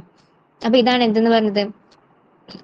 പർച്ചേസ് റിക്വസിഷൻ എന്ന് പറഞ്ഞാല് അതിന്റെ ഫോം നോക്കുക, കാണുന്നില്ലേ? ഫസ്റ്റ് എന്താണ്? നമ്പർ കൊടുക്കാനുള്ള ഒരു സ്പേസ് ഉണ്ട്. പിന്നെ ഡേറ്റ്, ഏത് ഡേറ്റിലാണ് നമ്മളിത് റിക്വസ്റ്റ് ഉണ്ടാക്കുന്നത്. പിന്നെന്ത്? ഏത് ഡിപ്പാർട്ട്മെന്റ് ആണ്? Date which material are required. Okay അല്ലേ? പിന്നെ സീരിയൽ നമ്പറിന് ഒരു കോളം കൊടുത്തിട്ടുണ്ട്, ഡിസ്ക്രിപ്ഷൻ കൊടുത്തിട്ടുണ്ട്, പിന്നെ ക്വാണ്ടിറ്റി, കോഡ് നമ്പർ, അതിനെല്ലാം ഓരോ കോളം വെച്ചിട്ട് കൊടുത്തിട്ടുണ്ട്. റിമാർക്സ്, റിക്വസ്റ്റഡ് ബൈ, ആരാണ് നമുക്ക് റിക്വസ്റ്റ് ചെയ്തത്, പിന്നെ ഇത് ചെക്ക് ചെയ്തത് ആരാണ്, അപ്രൂവ് ചെയ്യുന്നത് ആരാണ്. അതെല്ലാം നമുക്ക് ആ പർച്ചേസ് ഡിപ്പാർട്ട്മെന്റിൽ നിന്നാണ് ഇത് കിട്ടുക, ചെക്ക് ചെയ്തതും അപ്രൂവ് ചെയ്തതും. ഓക്കെ അല്ലേ? അപ്പൊ ഇതാണ് എന്തെന്ന് പറയുന്നത്? ഒരു പർച്ചേസ് റിക്വസ്റ്റിന്റെ ഫിഗർ. അപ്പം പർച്ചേസ് റിക്വസിഷൻ എന്താന്ന് മനസ്സിലായില്ലേ? അതാണ് ഫസ്റ്റ് സ്റ്റെപ്പ്. എന്തിന്റെ? പർച്ചേസിംഗിന്റെ ഫസ്റ്റ് സ്റ്റെപ്പ് എന്ന് പറയുന്നതാണ് എന്ത്? Purchase requisition. Then second step എന്താ? Selecting the suppliers. സപ്ലയേഴ്സിനെ എന്ത് ചെയ്യാ? സെലക്ട് ചെയ്യാം. അതിലെന്താ പറയുന്നത്? Having desired to purchase the material, the purchase department invites tender or quotation for the supply of materials. നമ്മളിപ്പോ ഒരു മെറ്റീരിയൽ പർച്ചേസ് ചെയ്ത് കഴിഞ്ഞിട്ടുണ്ടെന്നുണ്ടെങ്കിൽ, അല്ലെങ്കിൽ പർച്ചേസ് ചെയ്യാൻ തീരുമാനിച്ചിട്ടുണ്ടെന്നുണ്ടെങ്കിൽ, നമ്മൾ എന്ത് ചെയ്യണം? ആ പർച്ചേസ് ഡിപ്പാർട്ട്മെന്റ് എന്ത് ചെയ്യും? ഒരു കൊട്ടേഷൻ അല്ലെങ്കിൽ ഒരു ടെൻഡർ എന്ത് ചെയ്യും? ആ മെറ്റീരിയലിന് സപ്ലൈ ചെയ്യും. അതില് പിന്നെന്താ? നമ്മളിപ്പോ ഏത് മെറ്റീരിയൽ ആണോ നമുക്ക് ആവശ്യമുള്ളത്, ഇപ്പോ ബാഗ്, നമ്മള് ഡെയിലി യൂസ് ആക്കുന്ന ബാഗ് ഒക്കെ ഉണ്ടല്ലോ, അപ്പൊ ആ ബാഗാണ് നമുക്ക് ആവശ്യമെന്നുണ്ടെങ്കിൽ ആ ബാഗിന് നമ്മൾ ആ ബാഗ് വാങ്ങുന്നതിനായിട്ട് നമ്മൾ എന്ത് ആവശ്യപ്പെടണം? ടെൻഡറും അല്ലെങ്കിൽ കൊട്ടേഷന് ആവശ്യപ്പെടും. പിന്നെ എന്താ പറയുന്നത്? While making the purchase selection, the purchase manager should mechanically identify the supplier whose quotation is the lowest. കിട്ടുന്ന കൊട്ടേഷനുകൾ ബേസ് ചെയ്തിട്ട് എന്ത് ചെയ്യും? ഒരു കമ്പാരിസൺ ടേബിൾ എന്ത് ചെയ്യും? തയ്യാറാക്കും. അതായത് അതിനാണ് നമ്മൾ എന്തെന്ന് പറയുന്നത്? ഇത് സെക്കൻഡ് തേർഡ് ലൈൻ ഇതാ On receipt of the quotation from the supplier, a comparative statement known as schedule of quotation should be prepared. ഇതിന്റെ ആ കൊട്ടേഷനെ ബേസ് ചെയ്ത് നമ്മളൊരു കമ്പാരിസൺ ടേബിൾ അല്ലെങ്കിൽ ഒരു സ്കെഡ്യൂൾ ഓഫ് കൊട്ടേഷൻ എന്ത് ചെയ്യും, പ്രിപ്പയർ ചെയ്യും. പിന്നെ എന്താ പറയുന്നത്, അതിന്റെ അതിൽ നിന്നുള്ള അതിന്റെ പ്രൈസ്, അതിന്റെ ക്വാളിറ്റി, അതുപോലെ തന്നെ ഡെലിവറി ടൈം ഒക്കെ എന്ത് ചെയ്യും, ഇൻക്ലൂഡ് ചെയ്തിട്ട് നമുക്ക് ഏറ്റവും സ്യൂട്ടബിൾ എപ്പോഴാണോ അതാണ് എന്ത് ചെയ്യുക, സപ്ലയർ തിരഞ്ഞെടുക്കുന്നത്. ടോട്ടലൈസ്ഡ് എന്ന് പറയാന്നുണ്ടെങ്കിൽ നമുക്ക് ആവശ്യമുള്ള മെറ്റീരിയൽസ് വാങ്ങാനായിട്ട് എന്ത് ചെയ്യും, നമ്മളൊരു ടെൻഡർ അതല്ലെങ്കിൽ ഒരു കൊട്ടേഷൻ, എന്തെല്ലാം കഴിഞ്ഞ സമയത്ത് പഠിച്ചില്ല ടെൻഡറും കൊട്ടേഷനും ഒക്കെ. അപ്പം ആ ഒരു മെറ്റീരിയൽ വാങ്ങാനായിട്ട് ടെൻഡർ കൊട്ടേഷൻ എന്ത് ചെയ്യും, ആവശ്യപ്പെടും. അപ്പൊ എന്ത് ചെയ്യാ ചെയ്യുന്നത്, അപ്പൊ നമുക്ക് ഒരു കൊട്ടേഷൻ അവർ അയച്ചു തരും. ആ കൊട്ടേഷന് ബേസ് ചെയ്തിട്ട് നമ്മളൊരു കമ്പാരിസൺ ടേബിൾ എന്ത് ചെയ്യും, തയ്യാറാക്കും. അതിന് നമ്മൾ എന്തെന്ന് വിളിക്കും, സ്കെഡ്യൂൾ ഓഫ് കൊട്ടേഷൻസ് എന്ന് വിളിക്കും. ആ ഒരു ടേബിളിൽ നിന്ന് അതിന്റെ പ്രൈസ്, അതിന്റെ ക്വാളിറ്റി, ഡെലിവറി ടൈം ഒക്കെ ഇൻക്ലൂഡ് ചെയ്തിട്ടാണ് നമ്മൾ എന്ത് ചെയ്യുക, നമുക്ക് സ്യൂട്ടബിൾ ആയിട്ടുള്ള ഒരു സപ്ലയറിനെ തെരഞ്ഞെടുക്കുക.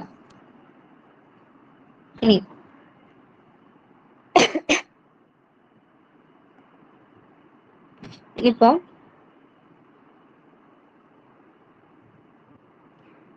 അപ്പം എന്താണ്, പിന്നെ എന്താ നമ്മൾ നോക്കണം, ഇങ്ങനെ തെരഞ്ഞെടുക്കുമ്പോൾ നമ്മൾ മെയിൻ ആയിട്ട് നോക്കേണ്ട ഒരു കാര്യം എന്താണ്,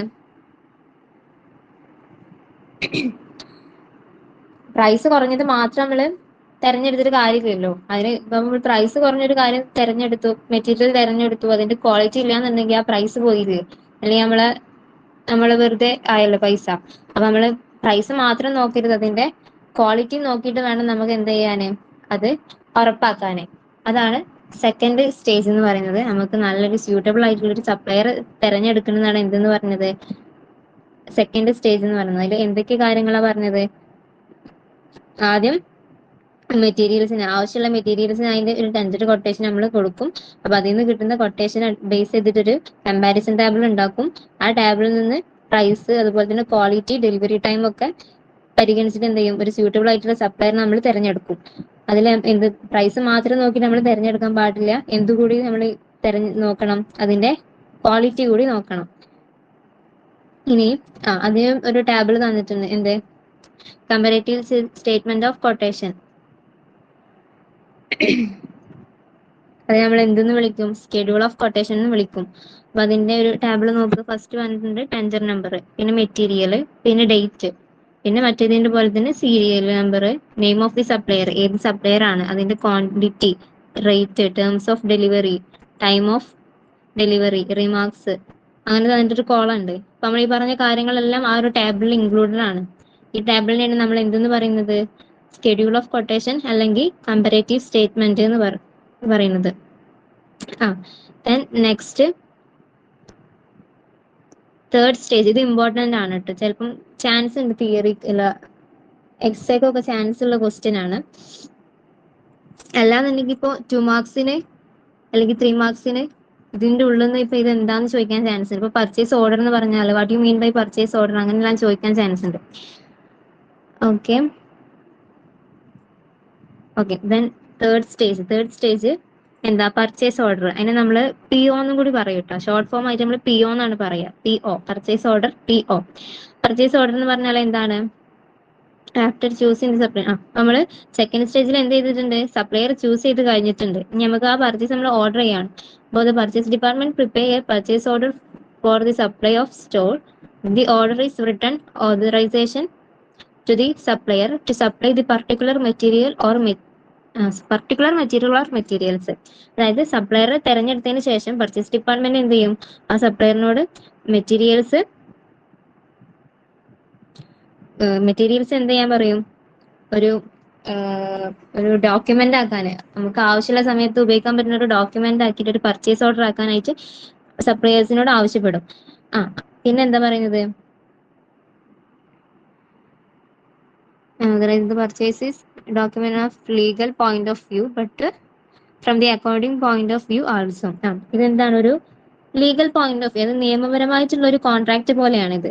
അതുപോലെ തന്നെ ശരിയായിട്ടുള്ള ഡീറ്റെയിൽസ് എന്ത് ചെയ്യണം, നമ്മൾ കൊടുക്കണം. പർച്ചേസ് ഓർഡർ ആണ്, അപ്പോൾ ശരിയായിട്ടുള്ള ഡീറ്റെയിൽസ് നമ്മൾ കൊടുക്കണം. അതിൽ എന്തൊക്കെ ഇൻക്ലൂഡ് ആയിരിക്കണം, അതില് accounting point of view also, it is evident the contract between the buyer and the supplier that binds both the buyer and the supplier to terms under which order is placed. It is also authority to the receiving department to receive the materials order for ഇതെല്ലാം ഇപ്പം നമ്മൾ പറഞ്ഞു തന്നെയാണ് പറയുന്നത്. The purchase order should contain such a particular as date, name and address of the supplier, description and specifications of the material, quantity ordered, date, time and place of delivery, price, terms of payment, transport charges, parking and shipping instructions, അങ്ങനെ കുറേ കാര്യങ്ങൾ പറയുന്നുണ്ട് അല്ലേ. അതായത് ഒരു ഏതൊക്കെ അതിൻ്റെ ഇപ്പോൾ ഒരു മെറ്റീരിയലിൻ്റെ പേര്, അതുപോലെ quantity, price, delivery, place, time, അതിൻ്റെ പാക്കിങ്, അതിനെ കുറിച്ചിട്ടുള്ള എല്ലാ കാര്യങ്ങളും എന്ത് ചെയ്യണം, അതിൽ ആ ഇൻക്ലൂഡ് ആയിട്ടുണ്ടാവണം. അതാണ് അതിൽ പറയുന്നത്. എന്തൊക്കെ കാര്യങ്ങളെന്ന് പറഞ്ഞത്, മെറ്റീരിയൽ, അതിൻ്റെ ക്വാണ്ടിറ്റി ഓർഡർ, പിന്നെ date, time, place, price, terms of payment, transport charges, packing and shipping instructions, the name and address of the buyer വാങ്ങുന്ന ആളുടെ നെയിമും അഡ്രസ്സും വേണം. പിന്നെ അതുപോലെ തന്നെ signature of the purchasing manager. അപ്പം നമ്മൾ ഓൺലൈനായിട്ട് പർച്ചേസ് ഒക്കെ ചെയ്യുമ്പോൾ നമ്മൾ അഡ്രസ്സൊക്കെ ചോദിക്കുമല്ലോ. അപ്പം അതിൽ ഇപ്പം നമുക്ക് ആ ഓർഡർ ഡെലിവറി ആയിട്ട് കഴിഞ്ഞ് നമ്മളെ കയ്യിലെത്തുമ്പോൾ അതിലൊരു സ്ലിപ്പ് ഉണ്ടാവുമല്ലോ. ആ സ്ലിപ്പിൽ കാണിച്ചിട്ടുണ്ടാവും ഈ പറയുന്ന സാധനങ്ങളൊക്കെ. ശ്രദ്ധിച്ചിട്ടുണ്ടോ? അപ്പം ഏത് ഇതിൽ നിന്നാണ് നമ്മളിപ്പോൾ പർച്ചേസ് ചെയ്തത്, അല്ലെങ്കിൽ ആളുടെ പേരുണ്ടാവും, അതുപോലെ തന്നെ ആളുടെ ആ ഒരു ബ്രാൻഡിന്റെ നെയിം ഉണ്ടാവും, അയാളുടെ കമ്പനീന്റെ പേരുണ്ടാവും, അയാളുടെ മാനുഫാക്ചർ ചെയ്തതും അതിന്റെ എല്ലാ ഡീറ്റെയിൽസും കൊടുത്തിട്ടുണ്ടാവും. എന്നിട്ട് അതിന്റെ അടിയിലാണ് എന്ത് വരുന്നത്, നമ്മളെ ഡീറ്റെയിൽസും നമ്മളെ ഫോൺ നമ്പറും ഒക്കെ വരുന്നത്. പിന്നെ the number of copies of the purchase order depend upon the size of the organisation.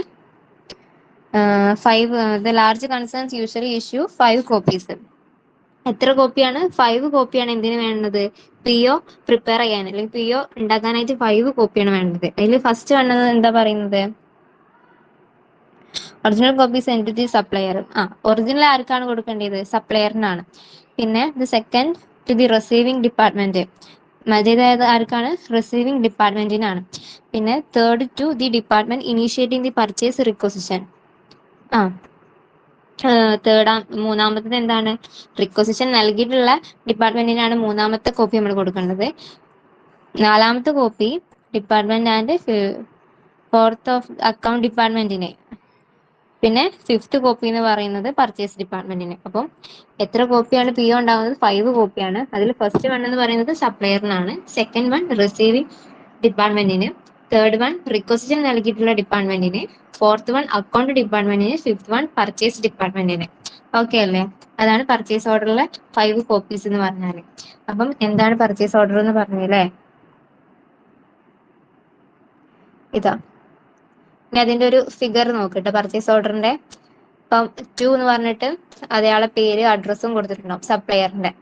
പിന്നെ ഇതിന്റെ റിക്വസിഷൻ നമ്പർ ഉണ്ടാവും, ഡേറ്റ് ഉണ്ടാവും. ഇനി പ്ലീസ്, പിന്നെ അതിൽ എന്തുണ്ട്, കോളം കൊടുത്തിട്ടുണ്ട്. കോളത്തിൽ എന്താ, ഐറ്റമിന്റെ number, description, quantity, code number, price, total, remarks, ഇതൊക്കെയാണ് കോളത്തിൽ ഇൻക്ലൂഡ് ആയിട്ടുള്ളത്.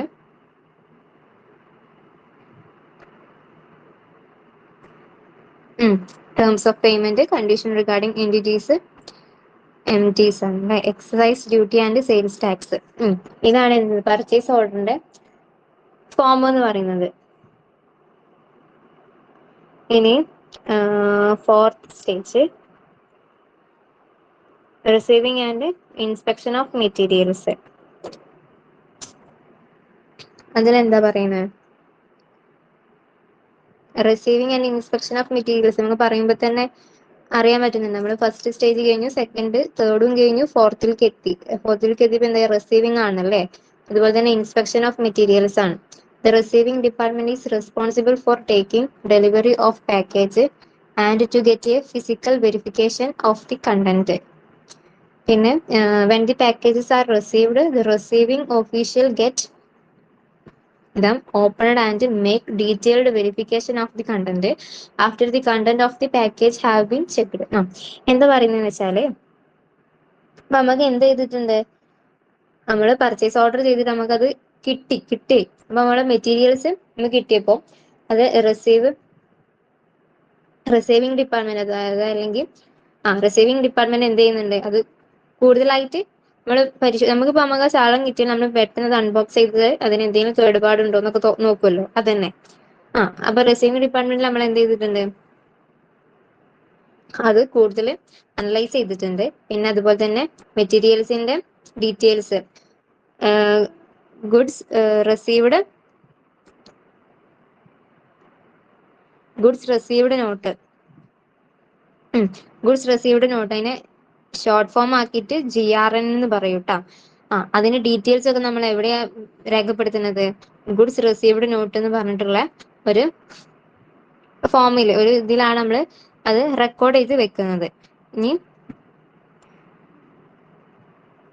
എന്നിട്ട് എന്ത് ചെയ്യും, ആ GRN, അതായത് ഗുഡ്സ് റിസീവ്ഡ് നോട്ടിന്റെ ഡ്യൂപ്ലിക്കേറ്റ്സ് എന്ത് ചെയ്യും, പല ഡിപ്പാർട്ട്മെന്റിന് നമ്മൾ എന്ത് ചെയ്യും, അയക്കും. ഏതൊക്കെ ഡിപ്പാർട്ട്മെന്റിന് അയക്കേണ്ടി വരും നമ്മളത്, നമുക്ക് കിട്ടിക്കഴിഞ്ഞല്ലോ അത്. അപ്പം തുടങ്ങിയ മുതല് പർച്ചേസ് ഡിപ്പാർട്ട്മെന്റിന് അയക്കേണ്ടി വരും, കോസ്റ്റിംഗ്, സ്റ്റോർ, അക്കൗണ്ട്, എല്ലാവർക്കും എന്ത് ചെയ്യണം, അതിന്റെ ഡ്യൂപ്ലിക്കേറ്റ്സ് എന്ത് ചെയ്യണം, അയക്കണം. ഓക്കെ അല്ലേ? പിന്നെ എന്താ പറയുന്നത്, ഇൻസ്പെക്ഷനെ കുറിച്ച് പറയുമ്പോൾ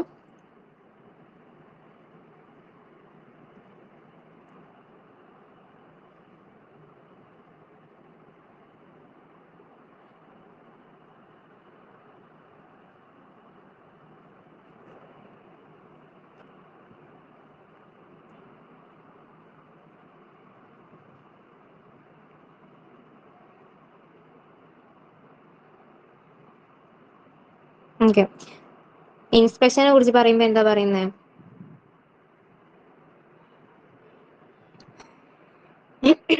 അപ്പൊ നമുക്ക് കൂടുതൽ ക്വാളിറ്റി ഉള്ള മെറ്റീരിയൽസ് നമുക്ക് കിട്ടിയിട്ടുണ്ടോന്ന് അനലൈസ് ചെയ്യാൻ വേണ്ടിയിട്ട് എന്ത് ചെയ്യാ, കൂടുതൽ നോളജ് ഉള്ള, അതായത് ഇപ്പൊ എഞ്ചിനീയർമാര് അതുപോലെ തന്നെ അവരൊക്കെ എന്ത് ചെയ്യാ, അത് കൂടുതൽ പരിശോധിക്കും. ഇപ്പൊ ഒരു കമ്പനി ബേസ് ചെയ്തിട്ടാണെന്നുണ്ടെങ്കിൽ അവിടെ ആരാണ് ഇപ്പൊ സയന്റിസ്റ്റ് അല്ലെങ്കിൽ എഞ്ചിനീയേഴ്സ് ആണ് അത് എന്ത് ചെയ്യുക, കൂടുതൽ ഇൻസ്പെക്ട് ചെയ്യുക.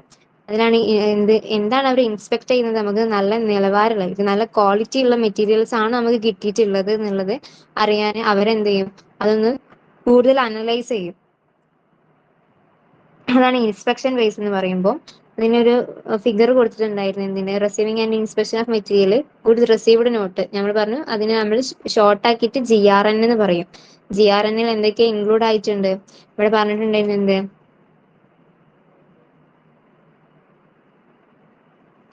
ഐറ്റമിന്റെ നമ്പർ, ആദ്യം സപ്ലയറിന്റെ നെയിം, പിന്നെ പർച്ചേസ് ഓർഡർ നമ്പർ, പിന്നെ GRN നമ്പർ, ഡേറ്റ്, പിന്നെ ഐറ്റത്തിന്റെ name, description, code number, quantity ordered, quantity നമ്മൾ എത്ര ക്വാണ്ടിറ്റി ഓർഡർ ചെയ്ത് നമുക്ക് എത്ര ക്വാണ്ടിറ്റി കിട്ടിയത്, അതിന്റെ എമൗണ്ട്, അതിന്റെ റിമാർക്സ്, അതൊക്കെയാണ് അതിന്റെ ഫോമിൽ ഇൻവോൾവ് ആയിട്ടുള്ളത്. അതാണ് 4th സ്റ്റേജ് എന്ന് പറഞ്ഞാല്. അപ്പം എന്തൊക്കെ പറഞ്ഞിട്ടുണ്ടായിരുന്നു, receiving and inspection of material എന്ന് പറയുമ്പോൾ ഒരു മെറ്റീരിയൽ നമ്മള് കിട്ടും, നമ്മള് റിസീവിംഗ് ഡിപ്പാർട്ട്മെന്റിൽ എത്തുമ്പോൾ അവർ കൂടുതൽ എന്ത് ചെയ്യും, അനലൈസ് ചെയ്യും. ആ മെറ്റീരിയൽസിന്റെ ഡീറ്റെയിൽസ് എന്തിലാണ് നമ്മൾ റെക്കോർഡ് ചെയ്ത് വെക്കുന്നത്, GRN ലാണ്. GRN പറഞ്ഞാൽ എന്താ, ഗുഡ്സ് റിസീവ്ഡ് നോട്ട്, അതിലാണ് നമ്മൾ എന്ത് ചെയ്യുന്നത്, റെക്കോർഡ് ചെയ്ത് വെക്കുന്നത്. അപ്പം GRN എന്ത്, ഡ്യൂപ്ലിക്കേറ്റ്സ് കൂടുതൽ ഡിപ്പാർട്ട്മെന്റിൽ നമ്മൾ എന്ത് ചെയ്യുന്നുണ്ട്, അയക്കുന്നുണ്ട്.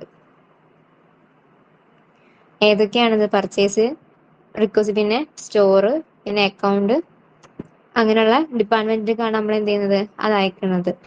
അപ്പൊ ഇത്രയാണ് receiving and inspection of material എന്ന് പറഞ്ഞാല്. ഇനി 5th point, checking and passing of bills for payment. അതാണ് 5th പോയിന്റ്, 5th സ്റ്റേജ് അല്ലേ, 5th സ്റ്റേജ്. അതിലെന്താ, invoice is the document giving details of the goods supplied and the amount to paid. Invoice received by the purchase department is forwarded to the accounting department to check the authenticity as well as arithmetically accuracy. അപ്പം ഇതില് ഇപ്പൊ നമ്മള് online ആയിട്ട് നമ്മൾ purchase ചെയ്യുമ്പോൾ നമ്മള് online payment ആണ് നടത്തിയിട്ടുള്ളതെന്നുണ്ടെങ്കിൽ, cash on delivery ഉണ്ടല്ലോ, ഒരു ഓൺലൈൻ പേയ്മെന്റ് ആണ് നടത്തിയിട്ടുണ്ടെന്നുണ്ടെങ്കിൽ അതിൽ നമുക്ക് പറയും ഡൗൺലോഡ് യുവർ ഇൻവോയ്സ് പറഞ്ഞിട്ട് ഒരു ഓപ്ഷൻ കണ്ടിട്ടുണ്ടോ? അതിലുണ്ടാവും. അപ്പൊ നമുക്ക് അതൊന്ന് ഓപ്പൺ ആക്കി നോക്കിയാൽ നമ്മൾ ഏത് സ്പെസിഫിക് പ്രൊഡക്റ്റ് ആണ് ഓർഡർ ചെയ്തത്, അതിന് എത്രയാണ് എമൗണ്ട്, അത് ആര് മാനുഫാക്ചർ ചെയ്തതാണ്, ഏത് ബ്രാൻഡാണ്, എത്ര എമൗണ്ട് നമ്മളിപ്പോൾ പേ ചെയ്തിട്ടുണ്ട്, എങ്ങനെയാ പേ ചെയ്തതെന്നുള്ള കൂടുതലായിട്ടുള്ള ഒരു ഇൻവോയ്സ്, ആ ഒരു കാർഡ് നമുക്ക് ഡൗൺലോഡ് ചെയ്യാനായിട്ട് പറ്റും. അപ്പം ഇതിലെന്താ പറയുന്നത്, checking and passing means of payment എന്ന് പറഞ്ഞാല് സപ്ലയറിന് കിട്ടുന്ന ഇൻവോയ്സ്, അതായത് ബില്ലുണ്ടല്ലോ, അത് പർച്ചേസ് ഡിപ്പാർട്ട്മെന്റ് വഴി എന്ത് ചെയ്യുന്നുണ്ട്, അക്കൗണ്ട് ഡിപ്പാർട്ട്മെന്റിലേക്ക് പോകുന്നുണ്ട്. പർച്ചേസ് ചെയ്യുമ്പോൾ ഒരു സ്പെസിഫിക് എമൗണ്ട് ഓഫ് മണി കൊടുത്തിട്ടാണ് നമ്മൾ പർച്ചേസ് ചെയ്യുന്നത്. ആ സ്പെസിഫിക് എമൗണ്ട് ഓഫ് മണി എവിടേക്കാ പോവുക, അക്കൗണ്ട്സിലേക്കല്ലേ പോവുക. അപ്പൊ ആ ഒരു പർച്ചേസ് ഡിപ്പാർട്ട്മെന്റ് വഴി അത് എവിടേക്ക് എത്തും, അക്കൗണ്ട്സ് ഓഫ് ഡിപ്പാർട്ട്മെന്റിലേക്ക് എത്തും. അവിടെ എന്ത് ചെയ്യുന്നുണ്ട്, പർച്ചേസ് ഓർഡർ, അതുപോലെ തന്നെ GRN, ഇൻസ്പെക്ഷൻ റിപ്പോർട്ട്, ഇതെല്ലാം ആയിട്ടുള്ള, ഇത് എല്ലാം ഇൻക്ലൂഡ് ആയിട്ടുള്ള ഒരു ഇൻവോയ്സ് ഉള്ള ഡീറ്റെയിൽസ് എന്ത് ചെയ്യും, പരിശോധിക്കും. അതാണ് ഇൻവോയ്സിന്റെ കാര്യം പറയുന്നത്. എന്തൊക്കെയാ പറഞ്ഞത്, സപ്ലൈസിൽ നിന്ന് കിട്ടുന്ന ഇൻവോയ്സ് പർച്ചേസ് ഡിപ്പാർട്ട്മെന്റ് വഴി എവിടേക്ക് എത്തും, അക്കൗണ്ട് ഡിപ്പാർട്ട്മെന്റിലേക്ക് എത്തും. അവിടുന്ന് എന്താ ചെയ്യുന്നത്, പർച്ചേസ് ഓർഡർ, അതുപോലെ തന്നെ GRN, ഇൻസ്പെക്ഷൻ റിപ്പോർട്ടൊക്കെ, ഇത്രയും കാര്യത്തിന്റെ ഇൻവോയ്സ് ഉള്ള ഡീറ്റെയിൽസ് നമ്മൾ എന്ത് ചെയ്യും, കൂടുതലായിട്ട് അനലൈസ് ചെയ്യും. ഇതുവരെ ചെയ്തതെല്ലാം ശരിയാണോ, ഇൻവോയ്സിൽ കൊടുത്ത ഡീറ്റെയിൽസ് എല്ലാം കറക്റ്റ് ആണോ, തുടക്കം മുതൽ ഇതുവരെയുള്ള ഡീറ്റെയിൽസ് എല്ലാം കറക്റ്റ് ആയിട്ടാണ് കൊടുത്തിട്ടുള്ളത് എന്നുള്ളത് എന്താ ചെയ്യും, ചെക്ക് ചെയ്യും. അതിനാണ് ഈ സ്റ്റേജിൽ ചെയ്യുന്നത്. ഇപ്പൊ ഇതൊക്കെ കറക്റ്റ് ആണെന്നുണ്ടെങ്കിൽ എന്താ, content of the invoice are founded to be corrected, endorsement to the effect is made on with the rubber stamp with the signature of the purchase manager. The invoice is passed on the accounts department for payment. പേ ചെയ്ത കാര്യങ്ങളൊക്കെ ശരിയാണെന്നുണ്ടെങ്കിൽ എന്ത് ചെയ്യും, purchase manager അതിൽ sign ചെയ്യും. എന്നിട്ടുള്ള കാര്യങ്ങളൊക്കെ account department എന്ത് ചെയ്യും, payment എന്ത് ചെയ്യും. അപ്പം ഇതുവരെയുള്ള പ്രോപ്പർ ആയിട്ടുള്ള കാര്യങ്ങളെല്ലാം കറക്റ്റ് ആയിട്ടാണ് പോയിട്ടുള്ളത്, അതിലൊരു എററും വന്നിട്ടില്ല, ഒരു തെഫ്റ്റ് നടന്നിട്ടില്ല എന്നുണ്ടെങ്കിൽ അതിന് പർച്ചേസ് മാനേജർ സൈൻ ചെയ്ത് കൊടുത്തിട്ട് അത് നേരെ അക്കൗണ്ട് ഡിപ്പാർട്ട്മെന്റിൽ എത്തിയിട്ട് അവിടെ എന്ത് ചെയ്യും, ആ പേയ്മെന്റ് നടക്കും. അതാണ് അതിൽ പറയുന്നത്. അപ്പോൾ ഞാനിപ്പോ 5 സ്റ്റേജ് ഒന്ന് ഷോർട്ടാക്കി പറഞ്ഞുതരാം. ഫസ്റ്റ് സ്റ്റേജിൽ നമ്മൾ എന്താ പറഞ്ഞത്, ഫസ്റ്റ് സ്റ്റേജിൽ പറഞ്ഞത് എന്താന്ന് വെച്ചാല്, ഇപ്പം നമുക്ക് ആവശ്യമായിട്ടുള്ള ഡീറ്റെയിൽസ് അല്ലെങ്കിൽ ആവശ്യമുള്ള ഡിപ്പാർട്ട്മെന്റിന്റെ എന്ത് ചെയ്യും, പർച്ചേസ് റിക്വസിഷൻ നമ്മൾ പ്രിപ്പയർ ചെയ്യും. പിന്നെ സെക്കൻഡ് സ്റ്റേജിൽ എന്താണ്, നമുക്ക് സപ്ലയറിനെ തെരഞ്ഞെടുക്കുക, സെലക്ട് ചെയ്യുക. തേർഡ് സ്റ്റേജിൽ പർച്ചേസ് ഓർഡർ PO ഉണ്ടാക്കുന്നത്, അതിനെ കുറിച്ചിട്ടാണ് പറഞ്ഞത്. ഫോർത്ത് സ്റ്റേജ് എന്ന് പറഞ്ഞാൽ എന്ത് ചെയ്യുന്നു, മെറ്റീരിയൽസിനെ നമ്മൾ കൂടുതൽ അനലൈസ് ചെയ്യുക. ഫിഫ്ത്ത് സ്റ്റേജ് എന്ത് ചെയ്യുന്നു, അതിന്റെ ഇൻവോയ്സ് പരിശോധിച്ചിട്ട് അതിന്റെ അക്കൗണ്ട് ഡിപ്പാർട്ട്മെന്റ് എന്ത് ചെയ്യുക, പേയ്മെന്റ് ചെയ്യുക. അതാണ് ഫിഫ്ത്ത് സ്റ്റേജിൽ എന്ന് പറയുന്നത്. അപ്പോൾ ഇത്രയാണ് നമ്മൾ പറഞ്ഞത്. ഇനി സ്റ്റോറേജ് ഓഫ് മെറ്റീരിയൽ ആണല്ലേ, അത് മുതൽ നമുക്ക് എന്ത് ചെയ്യാം, അടുത്ത ക്ലാസ്സിൽ എടുക്കാം. അപ്പൊ ഇതുവരെ എടുത്തത് എന്തൊക്കെയാണ്, നമുക്ക് ഫസ്റ്റ് മുതൽ പെട്ടെന്ന് പറഞ്ഞു പോവാം. നമ്മളെ ചാപ്റ്റർ എന്ന് പറയുന്നത് എന്തെയ്യുന്നു, പ്രൊക്യൂർമെന്റ്, സ്റ്റോറേജ് ആൻഡ് ഇഷ്യൂ എന്നുള്ളതായിരുന്നു. അതില് ഫസ്റ്റ് നമ്മൾ എന്താ പറഞ്ഞത്, അതിന്റെ ഡയറക്റ്റ് മെറ്റീരിയലും ഇൻഡയറക്റ്റ് മെറ്റീരിയലും ഒക്കെ ഉണ്ട്. അത് ഞാൻ പറഞ്ഞിട്ടുണ്ടായിരുന്നില്ല, കഴിഞ്ഞ ക്ലാസ്സിൽ പറഞ്ഞതല്ലായിരുന്ന. ഡയറക്റ്റ് എന്ന് പറഞ്ഞാൽ ഡയറക്റ്റ്ലി നമ്മൾ എന്ത് ചെയ്യുക, ഒരു പ്രൊഡക്റ്റ് നിർമ്മിക്കുമ്പോൾ ഡയറക്റ്റ്ലി ഇൻവോൾവ്ഡ് ആവുന്ന പ്രൊഡക്റ്റിനെയാണ് നമ്മൾ എന്തെന്ന് പറയുന്നത്, ഡയറക്റ്റ് മെറ്റീരിയൽ എന്ന് പറയുന്നത്. എക്സാമ്പിൾ പറയാന്നുണ്ടെങ്കിൽ ഇപ്പൊ എന്താണ് ഇപ്പൊ പറയാ, വൂൾ. ഇപ്പൊ ഒരു ഡ്രസ്സ് നിർമ്മിക്കുമ്പോൾ തുണികളുടെ അത് കാണുമല്ലോ. ഇൻഡയറക്റ്റ് മെറ്റീരിയൽ പറഞ്ഞാൽ എന്താണ്, ഡയറക്ട്ലി അതിൽ ഇൻവോൾവ്ഡ് അല്ല, അതിനെയാണ് നമ്മൾ എന്തെന്ന് പറയുന്നത്, ഇൻഡയറക്റ്റ് മെറ്റീരിയൽ എന്ന് പറയുന്നത്. പിന്നെ ഇൻഡയറക്റ്റ് മെറ്റീരിയലിനെ ഇപ്പോൾ എക്സാമ്പിൾ പറയുകയാണെന്നുണ്ടെങ്കിൽ ഓയിൽസ് ഒക്കെ, മെഷീൻസിന്റെ ഓയിൽസ് ഒക്കെ, മെഷീനിൽ പ്രവർത്തിച്ച ഒരു പ്രൊഡക്റ്റ് ഉണ്ടാക്കുമ്പോൾ ആ പ്രൊഡക്റ്റ് ഇപ്പോൾ ഈ ഒരു ഓയിലുമായിട്ട് ഒരു ബന്ധമില്ലല്ലോ, അപ്പൊ ഈ ഇൻഡയറക്റ്റ് മെറ്റീരിയൽ. പിന്നെ എന്താ, മെറ്റീരിയൽ കൺട്രോൾ ആണ് പറഞ്ഞത്. മെറ്റീരിയൽ കൺട്രോൾ എന്ന് പറഞ്ഞാൽ എന്തായിരുന്നു, മെറ്റീരിയൽ കൺട്രോൾ എന്ന് പറഞ്ഞാൽ ഒരു പ്രൊഡക്റ്റ് അല്ലെങ്കിൽ ഒരു പ്രൊഡക്റ്റ് പ്രൊഡ്യൂസ് ചെയ്യുമ്പോൾ ഏറ്റവും കൂടുതൽ ചെലവ് വരുന്നത് മെറ്റീരിയൽസിനാണ്. അപ്പോൾ ആ മെറ്റീരിയൽസിന്റെ ആ ഒരു കോസ്റ്റ് എന്ത് ചെയ്യുക, കൺട്രോൾ ചെയ്യുന്ന പ്രോസസ്സിനെയാണ് മെറ്റീരിയൽ കൺട്രോൾ എന്ന് പറയുന്നത്. അതിന് 3 സ്റ്റേജസ് ആണ്. എന്തൊക്കെയാണ്, പ്രൊക്യൂർമെന്റ്, സ്റ്റോറേജ്, യൂസേജ്. ആ 3 സ്റ്റേജസിലൂടെ അത് കോർഡിനേറ്റ് ചെയ്ത് എഫിഷ്യന്റ് ആയിട്ട് കൺട്രോൾ ചെയ്യുന്ന ഒരു പ്രോസസ്സാണ് എന്തെന്ന് പറയുന്നത്, മെറ്റീരിയൽ കൺട്രോൾ എന്ന് പറയുന്നത്. പിന്നെ അതിന്റെ ഒബ്ജക്റ്റീവ്സ് പറഞ്ഞ്, പിന്നെന്താ പറഞ്ഞത്, അഡ്വാൻറ്റേജസ് പറഞ്ഞ്, ബേസിക് റിക്വയർമെന്റ്സ് എന്താന്ന് പറഞ്ഞ്, പിന്നെ പർച്ചേസ് പ്രൊസീജിയർ. പർച്ചേസ് പ്രൊസീജിയർ പറഞ്ഞാൽ എന്തായിരുന്നു? മെറ്റീരിയൽ കൺട്രോളിന്റെ ഒരു ഇമ്പോർട്ടന്റ് പാർട്ടാണ് എന്തെന്ന് പറയുന്നത്? പർച്ചേസ്, അല്ലെങ്കിൽ ഇമ്പോർട്ടന്റ് സ്റ്റേജ് ആണ് എന്തെന്ന് പറയുന്നത്? പർച്ചേസ് പ്രൊസീജിയർ എന്ന് പറയുന്നത്. അതിന് രണ്ട് ടൈപ്പാണുള്ളത്. സെൻട്രലൈസ്ഡ് പർച്ചേസിംഗും ഉണ്ട്, ഡീസെൻട്രലൈസ്ഡ് പർച്ചേസിംഗും ഉണ്ട്. അത് രണ്ടും എന്താന്ന് നമ്മൾ പറഞ്ഞിട്ടുണ്ട്. അതിന് രണ്ടിന്റെയും അഡ്വാൻറ്റേജസും ഡിസഡ്വാൻറ്റേജസും പറഞ്ഞിട്ടുണ്ട്. സെൻട്രലൈസ്ഡ് പർച്ചേസിംഗിന്റെ നേരെ റിവേഴ്സ് ആണ് എന്ത് പറയുന്നത്? Decentralised purchasing. അപ്പോൾ ഒന്നിന്റെ അഡ്വാൻറ്റേജസ് പഠിച്ചാൽ മറ്റതിന്റെ എന്താക്കിയിട്ട് എഴുതാനായിട്ട് കഴിയും? ഡിസഡ്വാൻറ്റേജസ് ആയിട്ട് എഴുതാനായിട്ട് കഴിയും. ഓക്കെ അല്ലേ? പിന്നെ നെക്സ്റ്റ് എന്താ പറഞ്ഞത്? നമ്മള് സ്റ്റെപ്സ് ഇൻവോൾവ്ഡ് ഇൻ പർച്ചേസ്. പർച്ചേസിംഗിൽ ഇൻവോൾവ് ആയിട്ടുള്ള സ്റ്റെപ്സ്. അതിൽ ഫസ്റ്റ് സ്റ്റെപ്പ് ഏതാണ്? പർച്ചേസ് റിക്വസിഷൻ ആണ്. അതിൽ എങ്ങനെയൊക്കെ വരുന്നത് നമ്മൾ പറഞ്ഞ്, ഒരു ഫോമും പറഞ്ഞ്. സെക്കൻഡ് സ്റ്റേജ് എന്ന് പറയുന്നത് selecting the suppliers. Third stage എന്ന് പറഞ്ഞത് purchase order. Then fourth stage എന്ന് പറഞ്ഞത് receiving and inspection of materials. Fifth stage എന്താണ്? ഓക്കെ, ഫിഫ്ത്ത് സ്റ്റേജ് പറഞ്ഞാൽ checking and passing of bill of payment. അപ്പം ഇത്രയും കാര്യങ്ങളാണ് നമ്മൾ ഇന്നത്തെ ക്ലാസ്സിൽ പറഞ്ഞിട്ടുള്ളത്. എന്തെങ്കിലും ഡൗട്ട്സ് ഉണ്ടോ?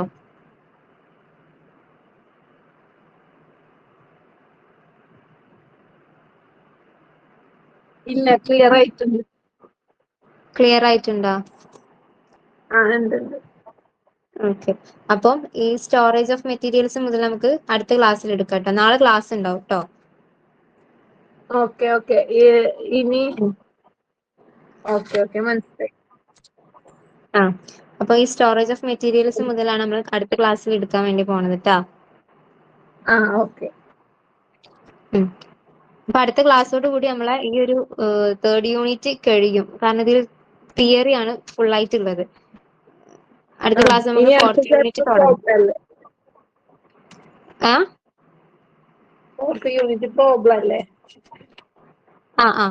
ഇത് കഴിഞ്ഞിട്ടില്ല, ഇനിയും കുറച്ചും കൂടി തിയറി പാർട്ട് വരുന്നുണ്ട്.